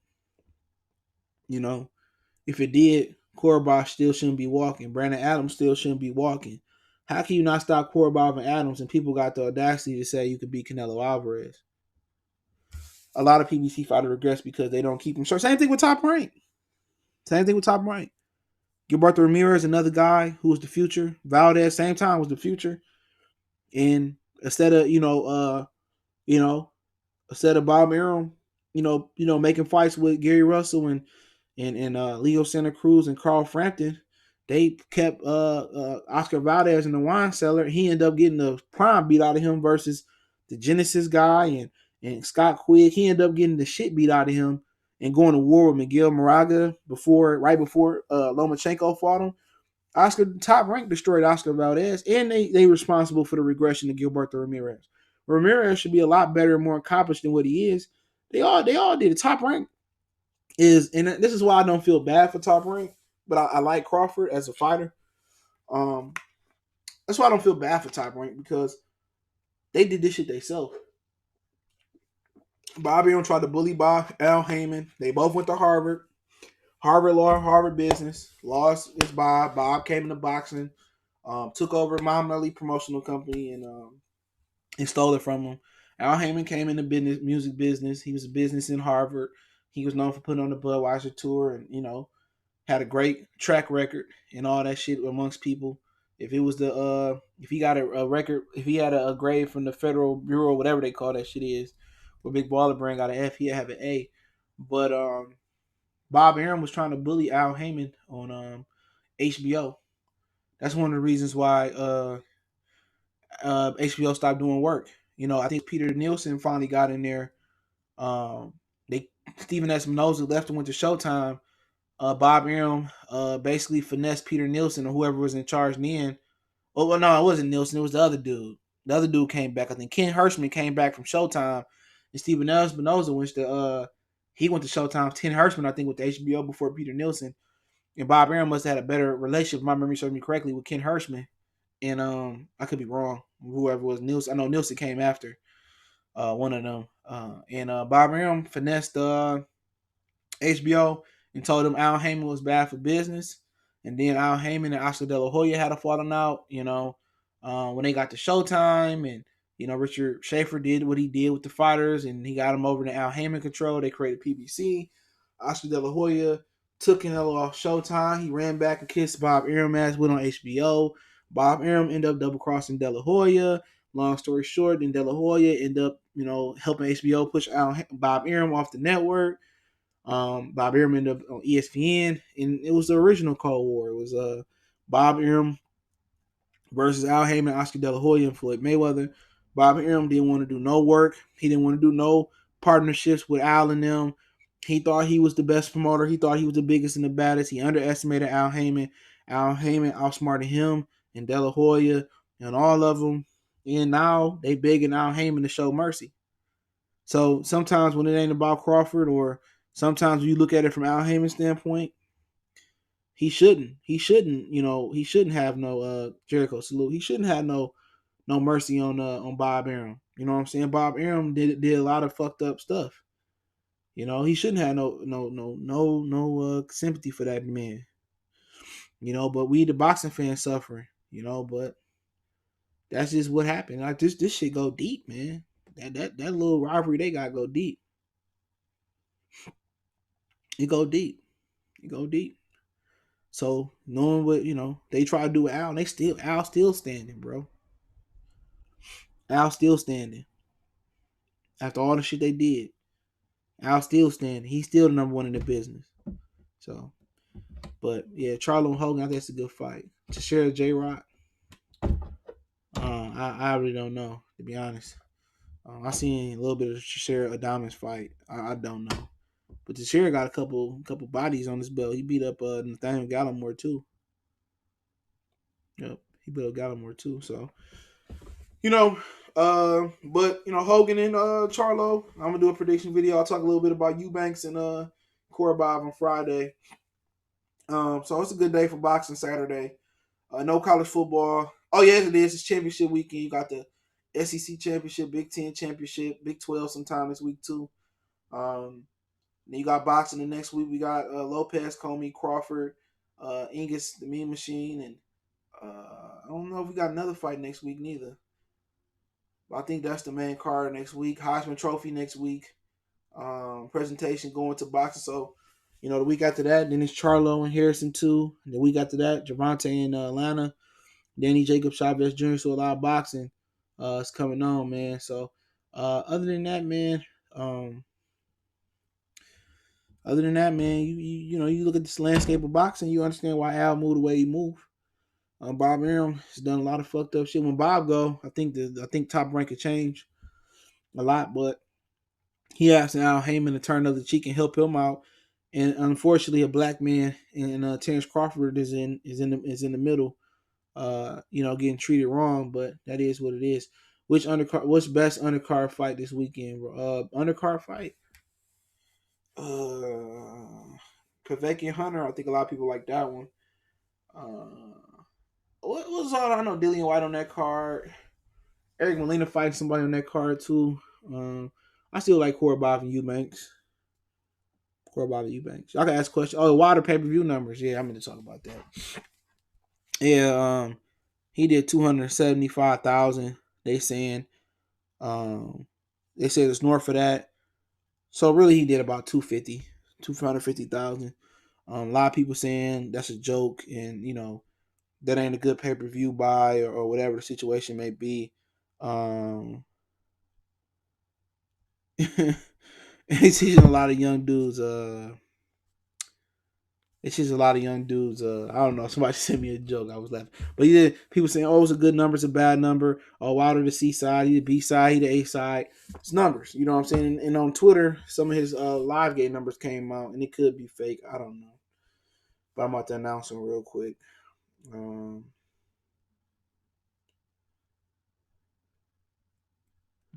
on. Oh, here we go. It said Ortiz Wilder, MGM Grand, 11/23/2019. The gate was $4,063,141.50. They sold 7,403 tickets. Comp 1,700. Excuse me. They comp 1,700 tickets. 1,700, just over 1,700 tickets, man. So that's the numbers that's going around. It could be fake. It could be real. The guy is Jet L. Goodman. He said, former executive of the Seven Club, previously produced or whatever. He said he got post bachelor's numbers ratings mark, and he put those numbers out there. So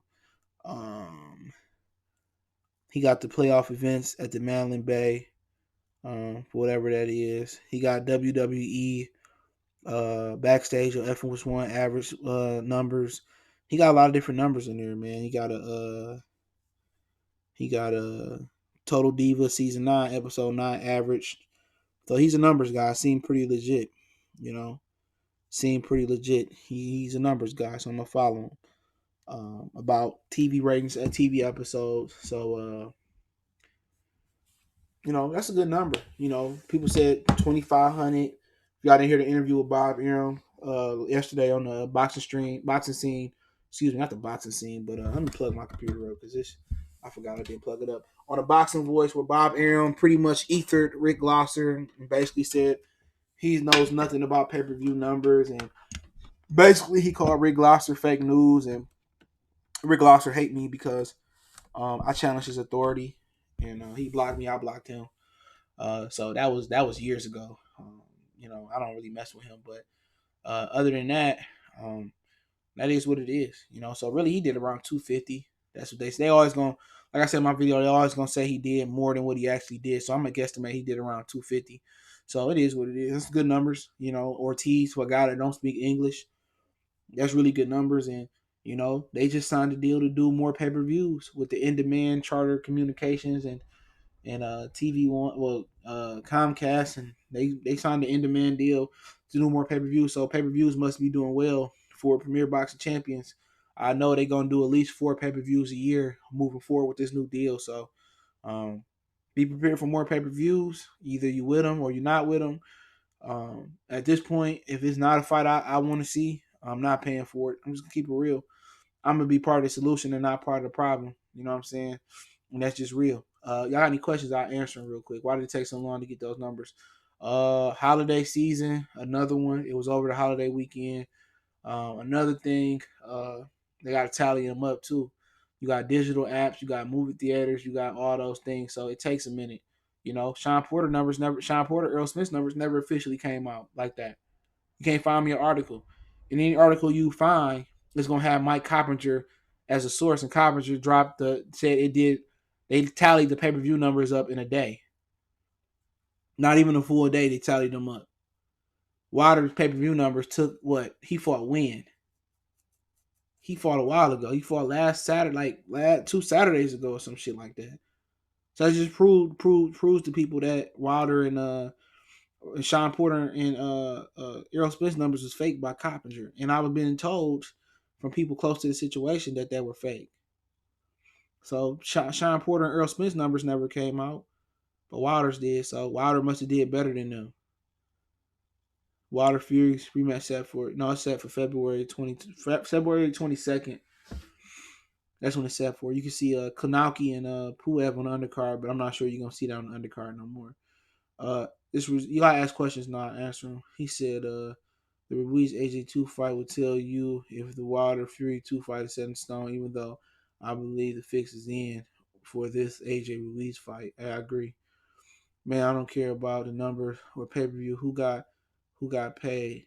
It's not my concern. I just want to see a good fight. Good show. Salute, Gambit.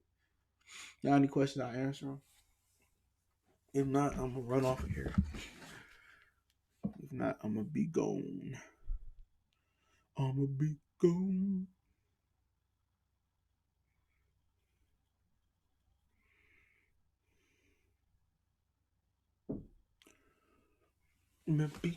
Is it Jermall versus Jamel?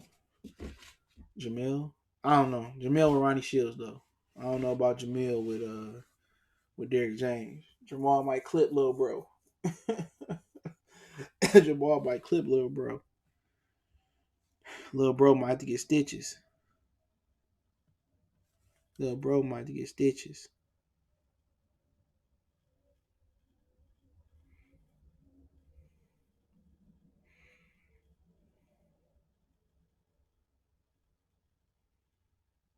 Wow. What's so Dillian White? He's talking crazy like them drugs are getting to him. I ain't paying him no attention. I don't know what he said.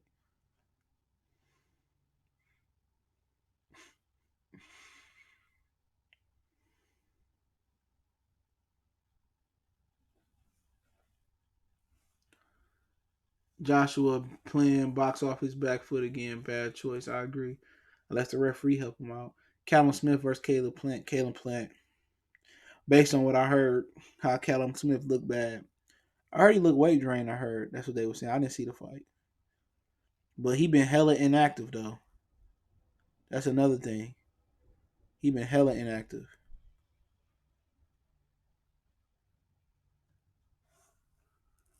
Hella inactive. I'm tired of Lillian White. Yeah, me too, Mark.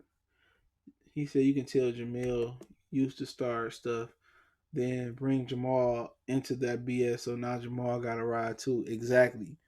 He'd allow my little brother. Like, man, he tell them before they go into school or they go in a club, don't you be in here starting tough tonight, bro. Be cool.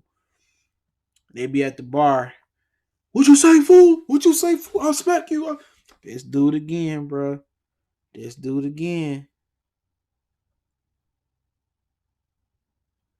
Let's do it again.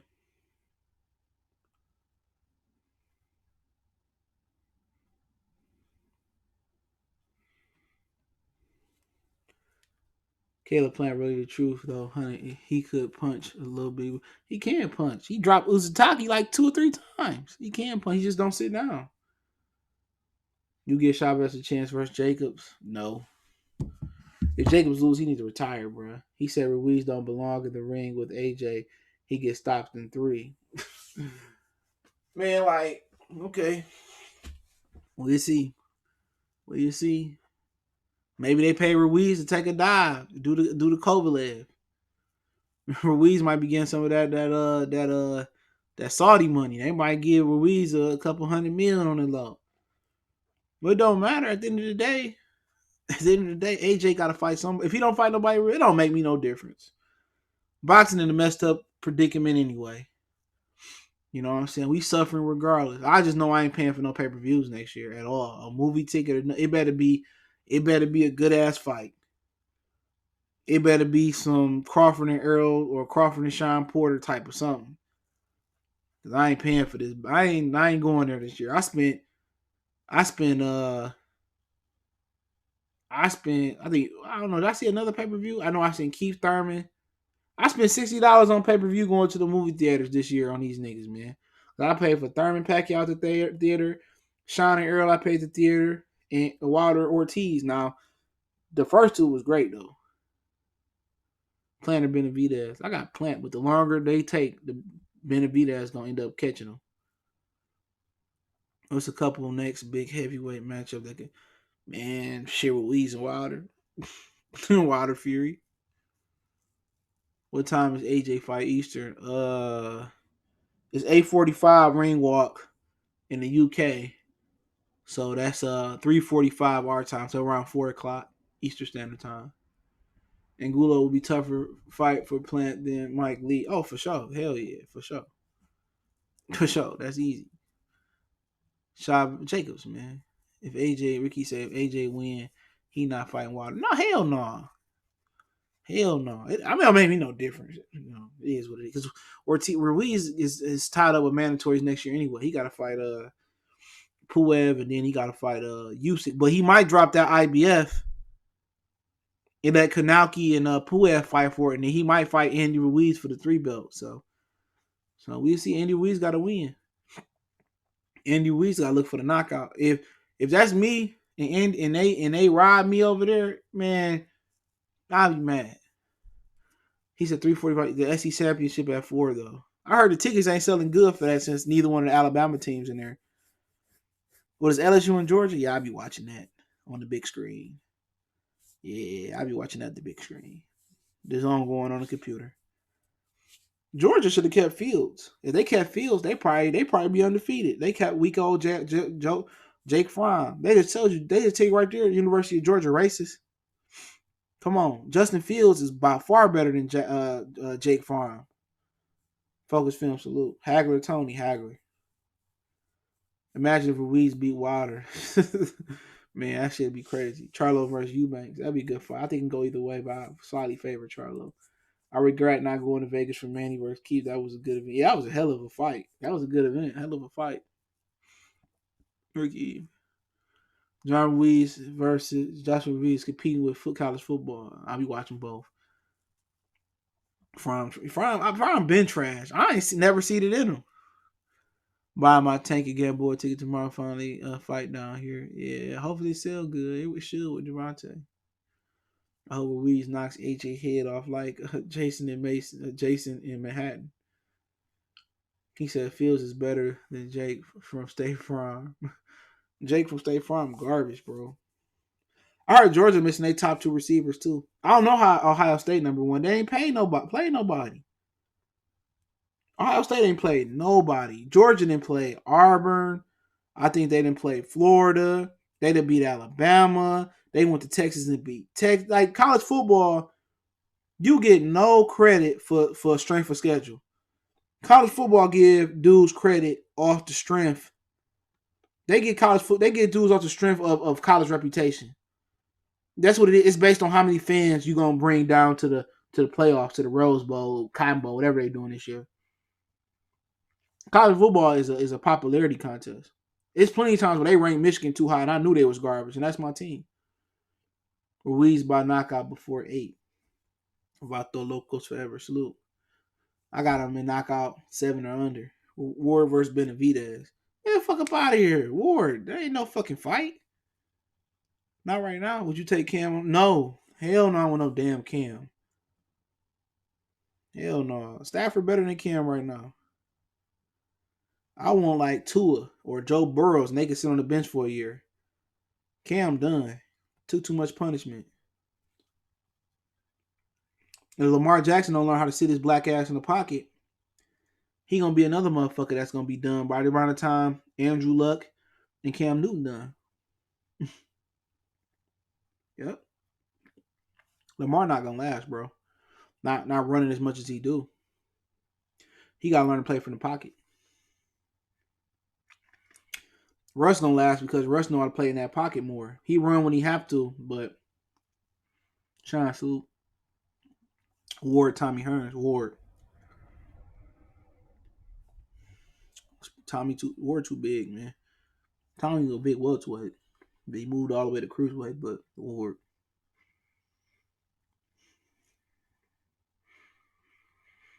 Chase Young, on the reason Ohio State so hyped. Ohio State has not beaten anyone at all, and they barely beat fucking Penn State. Lamar needs to start a vibe. Man, he gotta sit his ass in that pocket, bro. That's the only reason you're gonna survive in the league. Them hits add up. You see, Aaron Rodgers' ass don't be doing that running around shit no more. Charlo versus Triple G. Triple G. Do you believe Benavidez was going easy and being patient with Darrell? Yeah, I think watching that fight, I think he was being patient. I do. Shout out to Chris Ray, appreciate it. Duran versus Oscar. Duran. Oscar good fighter though, but Duran. If Oscar uses his feet to make him quit, then yeah.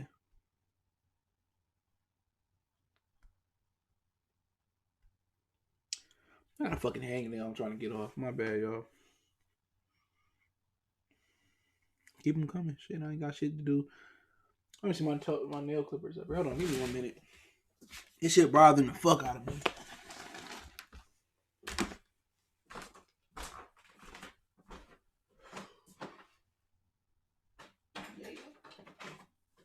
Shit rare.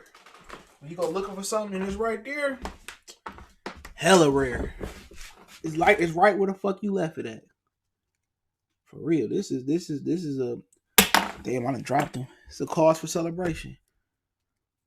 I ain't been watching no basketball. No, I watched college yesterday, but I ain't been watching none of that shit, man. If it ain't Disney Plus or Netflix, I ain't been watching it. For real, man. I'm kind of getting turned off from TV. I've been watching all movies and shit. I think it was AMC. They show Ernest and Christmas and Snow Day and shit like that, man. Shit been like hella boring. But just evaluate Lamar from 1 year to 2. His passing is way better. Lamar put in work. Yeah, he did put in work. Yep, it is improved, but he gotta cut the running down next year. But we'll see if they catch up to him. Who got the KO of the year? Oh, Wilder or Nuyuwa? Wilder over Brazil or Nuyuwa versus Rodriguez? I probably favor Wilder. That was just one punch knockout. Georgia and Utah gotta lose, man. Let's go. I want Utah to win. I always want to go for the smaller teams to get in there. Trinidad Canelo. Trinidad. Too many. I like Trinidad. Canelo could win that fight though. I like Trinidad. It would be funny if J-Rock fought Bro Jermall and stopped him. And would you pay to watch? Yeah, I'll pay to watch Jermall and Charlo J-Rock too. That should be funny. Aaron Rodgers or Peyton Manning. Peyton Manning. Both of them overrated though. Peyton Manning won shit. He was a good player in the regular season, but like, come on, the motherfucker played Rex Grossman in the Super Bowl, and then that defense carried him in another Super Bowl. Peyton Manning was trash in the playoffs, but Aaron Rodgers' book is still being written. I like Rodgers though; he could throw it, but we'll see what they do this year. He's still writing his book though. He's still writing his book, but Peyton always losing the playoffs. Nonito had a great KO this year. Yeah, he did. But it was versus who? Sonny Liston versus Jack Johnson. I don't know. Sonny Liston was a bad boy. Probably go with Sonny. Joshua has not the same since the 4 knockdowns. Was not the. I mean, shit. You probably add 4 more knockdowns with Joy DeWeco knocking his ass out. Georgia beat LSU 2 SEC teams in the playoffs.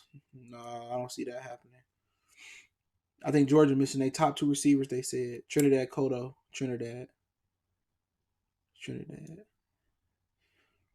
Yeah, Trinidad. Good fight though. Especially welterweight for sure.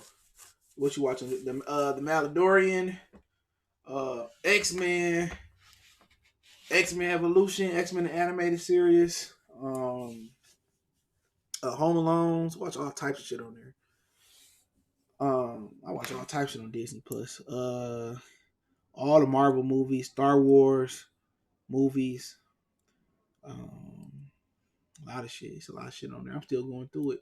I'm fine. I know the Mighty Ducks coming on there next year. I think some of them. They got a lot of shit. They tell you what's coming and all that shit. So, yeah. But the Maladorian, that's my favorite show right now. That on there, and then Black Lightning getting pretty good. Fernando Vargas versus Earl. Salute Joel Santana. I don't know. Except Fernando versus Earl. I like Earl. I don't know. That's something I got to think about. I don't know. Fernando was good. He just Trinidad just changed his life around with that left hook. Headgear with 20-ounce gloves. For who? Who? Terry, what's up? On base 93. Danny versus Heard. Heard. Now and forever. Heard beat his ass each moment. It's like a dream come true. Swift Herbie, Swift Garcia. Every day, his foot up Garcia's ass the same way. He beat the shit out of Garcia, man. Garcia's slow as shit. Think Patriots gonna win it all? Come playoff time? Like, no, I don't think so, bro. I don't know. It's only one team that probably can beat them, bro. It's probably Baltimore. Because Kansas City, I don't think Mahomes healthy. He's still balling, but maybe, I don't know. Tennessee, they look. I mean, the Titans look better with not the Titans, but the Rockets. The Texans look better with Bradley Roby out there for sure. So Bradley Roby can provide some stability in their secondary. Deshaun, nice. Iverson or Penny Hardaway. Iverson for me. Iverson, my favorite player of all time. I don't care what nobody. I love Penny too, but Iverson the best. I want on my team anyway. He said Brady a bad during the playoffs, man. They ain't got nobody to be bad with this year. If you win this year, you should just hang it up. But I like the NFC. I like New Orleans to win it all. But Drew Brees ain't got no arm strength. If New Orleans got to go outside somewhere, they're not gonna win it all. I want Russell Wilson to make. I want Russell Wilson versus Lamar Jackson or Deshaun Watson, all black Super Bowl. Trinidad versus Duran. I like Duran. Get on the inside. The young parade. You want Patricia fired. Yep. But it don't make me no difference. Wait till Martha Ford do what she gonna do. You know what I'm saying? And then we get a new owner. Hopefully. I think 48 on the OKC Sonics, their first game on OKC ever. I think Iverson hung up 40. Ravens, Hawks, Packers flying. The Packers ain't shit. They couldn't even beat the Lions, bro. They had to rob us. Packers ain't shit. They ain't shit. Raven, Spence versus Madonna. Spence. I think Spence. Be a good fight though. I think Spence too big. You know, the NFL ain't about to make all black. You ain't lying, bro. NFL ain't about to have no all black Super Bowl. Y'all peep how Jay-Z had all black. I think only game I didn't see the national anthem was for the Lions, but they had all black performers for the national anthem in the last two games. They ain't gonna let no black man. Ain't gonna have two black coaches in there. NFL, hella, they got their own agenda. Man, bro, kill that dog. I'm not about to answer that question. This dude fool. I don't even know what that other shit was. Hopkins versus Tony. I don't know. James Toney was lazy, motherfucker, at middleweight because he was supposed to be a heavyweight the whole time. He said, I like Hopkins, but Bernard was my guy. Coming up, he in the Hall of Fame too. Bernard, Shane, KG easy. KG by far better than Dirk. KG better post player, better defender. Dirk was a better shooter though. But Dirk got my favorite finals outside of the Pistons. When Dirk beat the Miami Heat, like Dirk became an icon to me, bro. I might have to get the Dirk jersey, dog. But KG my second favorite player of all time. Iverson, KG, top two favorite players of all time. Then it might go Kobe and Isaiah. Yup, yeah. I don't care. KG, my dog. KG was like everything. Iverson was everything. I had I had all the Iverson shoes, man, except for them ones everybody had. The ones they re-released now, but I had the black and gold ones, man. Iverson was the best. We all everybody in my neighborhood tried to be like Iverson, bro. For real. Okay, y'all want to stick his dunk steal. Who wins? Darvell Williamson versus Don. I don't even know who Darvell Williamson is, bro. I don't even know what that is. I thought you was saying about to say Daryl Dawkins in the dunk kind. I don't remember the year, but he was him. I remember Kobe was dating Brandy. He won that year. He took it between his legs and shit. That shit was crazy. I miss the 90s, dog. 90s was like the best. 90s and early 2000s was the best. Music was good. Boxing was good. NBA was spectacular. The NBA playoffs ain't nothing like it used to be in the 90s, dog. Them Knicks and Pacers and the Heat and the Knicks rivalries, dude, in the East.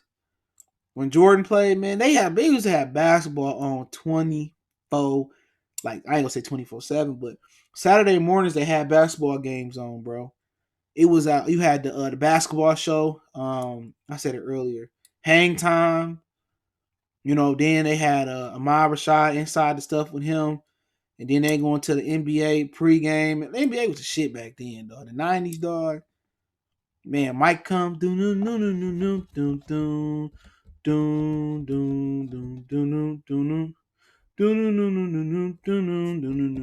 was the shit, dog. NBA in the 90s was like the best.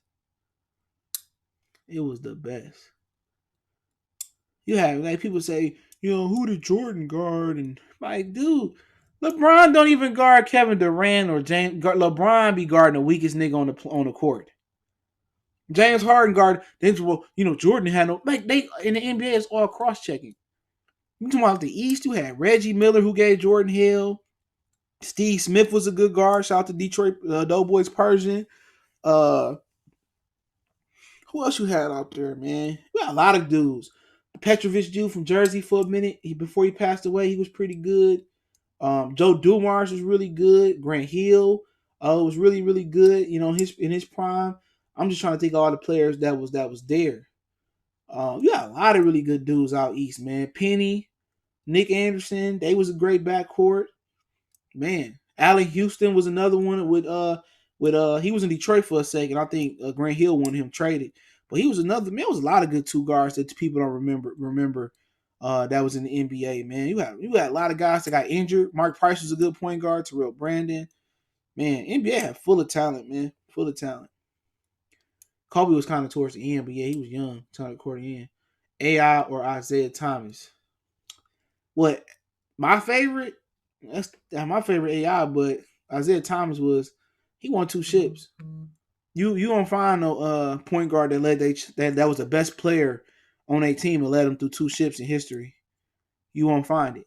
People say Steph Curry, but Andre Iguodala won the Finals MVP though, and Isaiah would have had 3 in another Finals MVP had they not cheated the Pistons and called the Phantom Call on Kareem or Bill Laimbeer on Kareem Abdul-Jabbar. And then Isaiah fucked his ankle up. Isaiah scored like 25 points in a quarter on a fucked up ankle. We should have won that, and they stole it from us. Yeah, JoJo Diaz and Tevin Farmer happening. Yep. I know how much JoJo getting, but I ain't putting his business in the street. Stevie Francis, Catino Mobley. I seen Catino. I interviewed Catino at the Big 3. Catino Mobley. Hell yeah. Remember Daryl Armstrong? It was good players, man. And the 90s was the best. You had little sorry. Well, I ain't gonna say sorry. Travis Best. He was a little dude. He played in He Got Game. Bushido Boxing Salute. There was a lot of dudes. I mean, I just can't think of all of them, man. That was in the East, man. There was a lot of little good guards in the East, man. And they was physical too, man. David Stoudemire was with Toronto at one point. They was young though. They was young as hell. Portland had one of the best teams I ever seen. And they let fucking Shaq and Kobe come back from like 20. She, old Sabonis, Steve Smith, I think, was on that team. Ruben Patterson, Scottie Pippen, Bonzi Wills. He used to be on the Pistons, I believe. Hell yeah, them niggas, man. Portland that year, I think it was like 0-1 or whatever it was, man. They should have beat the Lakers that year, dog. Them niggas, man. That nigga Shaq and Kobe went out there with ham sandwich with the Ziploc bag. You think Reggie was a better shooter than Larry? I don't know. That's a close one. Larry Bird was another level. Larry Bird averaged like 40 today with these niggas, man. People don't know how good Larry was, man. Scotty blew it. Oh, Gary Payton and Kemp, they was out west though. Yeah, they was nice. Young Van Exel had the crazy handles though. With the Lakers, Van Exel was like out of control with his shit though, man. Van Exel used to be doing some nut shit. Who was a better shooter, Allen Ray or Ray Allen? Ray Allen, fool. Allen Ray, that nigga didn't even make it to the league, bro. He was out of Villanova. Comey or Stipe, aren't they having? No, Stipe said he don't want no third fight. He's trying to shoot that fade with He trying to get that fade with Tyson Fury. Don't forget, Kobe ain't the top of the key crossover. Then yeah, you ain't lying through the alley to Shaq. That shit was crazy, man.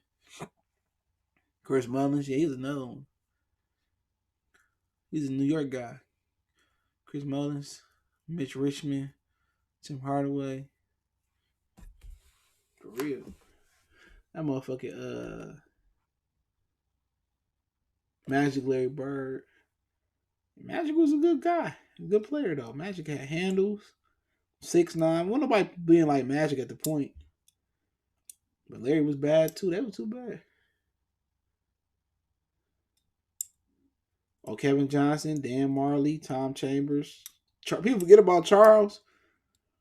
Charles Barkley talk all that shit, but he earned the right to talk that. Charles can play. Charles was out there getting 20-20s like it wasn't nothing, dog. Charles Barkley was the truth. Charles, I'm not a role model. Charles Barkley was what y'all want Zion to be. Charles Barkley get it off the rebound and going to yam it like Charles Barkley was out there just fooling. Charles Barkley could have fit perfect in today's NBA. Charles Barkley would fit perfect in today's NBA. For real. Why didn't Isaiah make the tree? You know why Isaiah didn't make it. Because Jordan didn't want him on there. He said, I'm not joining if Isaiah on there. Isaiah used to mess Jordan up, dog. All needs to make, and then he made them not pass the ball to Jordan in the All-Star game. People talk about Barkley, but Barkley can play the game. Blair should pick up J.R. Smith and trade Bazemore, making like 19 and pick up Danilo Gallinari. Man, hell no. Nah. Keep Bazemore because he played defense. Bazemore played defense. Gallinari and J.R. Smith play defense, but Gallinari don't. Hell no. Nah. You got enough score. I mean, Gallinari be a good pickup though, but now you got Melo. You don't need him. You need Bazemore who get out there and defend. He said Charles only 6'6". That's crazy. That's who LeBron plays like Magic, man. He ain't got the handles like Magic though, dog. I'm sorry. LeBron don't have no crossover to me. LeBron just putting his shoulder into your chest. But he can handle the rock though. But Magic just had more flash. Well, younger LeBron had flash though, but he wasn't like Magic. But LeBron got a better overall offensive game than Magic. Larry was white, but on the court, he was a straight. You ain't lying, bro. He used to get Dominique that work. Dominique was another one. Dominique, Bernard King. Yeah, Bernard King would dominate today, especially Dominique. Dominique, he ain't play no defense, though. He'd fit in today. But Bernard King and Dominique would dominate today. They would dominate. Bernard King was sweet with it, though. I remember he dropped like a 50 or 60 ball on the Pistons one year in the playoffs and sent them dudes packing. And then he got injured. Bernard King was super nice with it. Bernard King was super nice with it. He one of those forgotten ball players, man. Bernard King, he got the injury. Sam I.M. could say he was an ugly motherfucker, but Sam could hoop.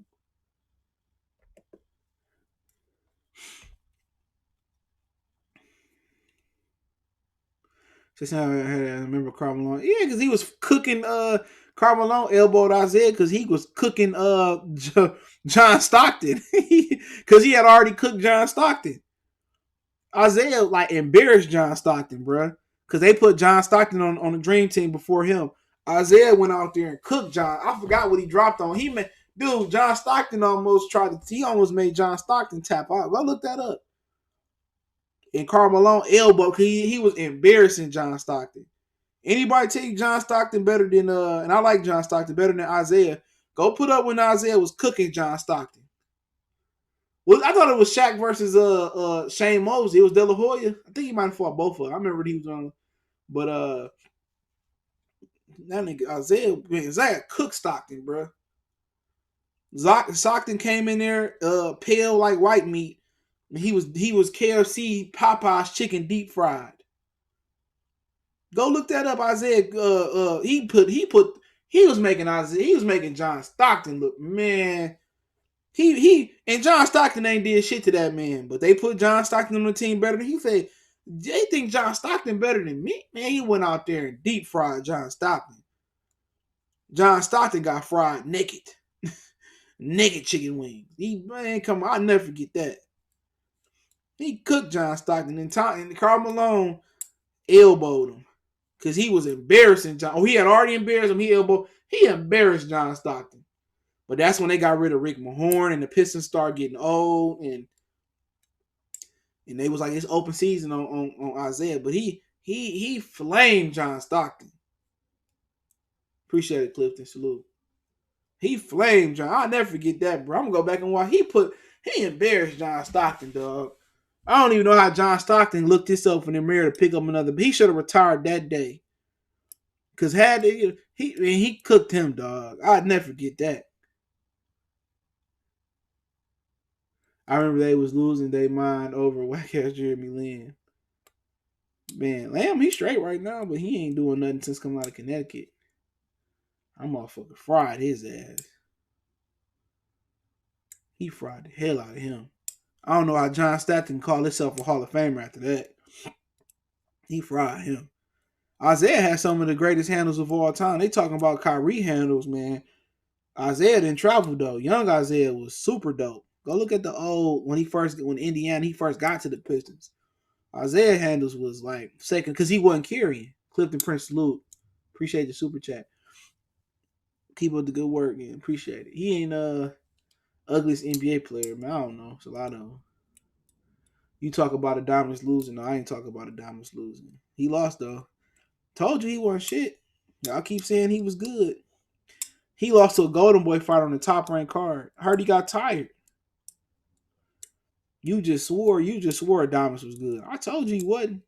I told you. But yeah, let me get out of here, man. Go eat some food. Appreciate everybody, man. Hit that subscribe button, bell icon button if you haven't. Share the video. Isaiah, I like the glove though. Donich or Simmons. Luka. I like Simmons though. But Isaiah over Gary Payton. I like Gary. I thought the Gary's the big three too, Gary Payton. I like Gary Payton, but Isaiah, bro. Isaiah.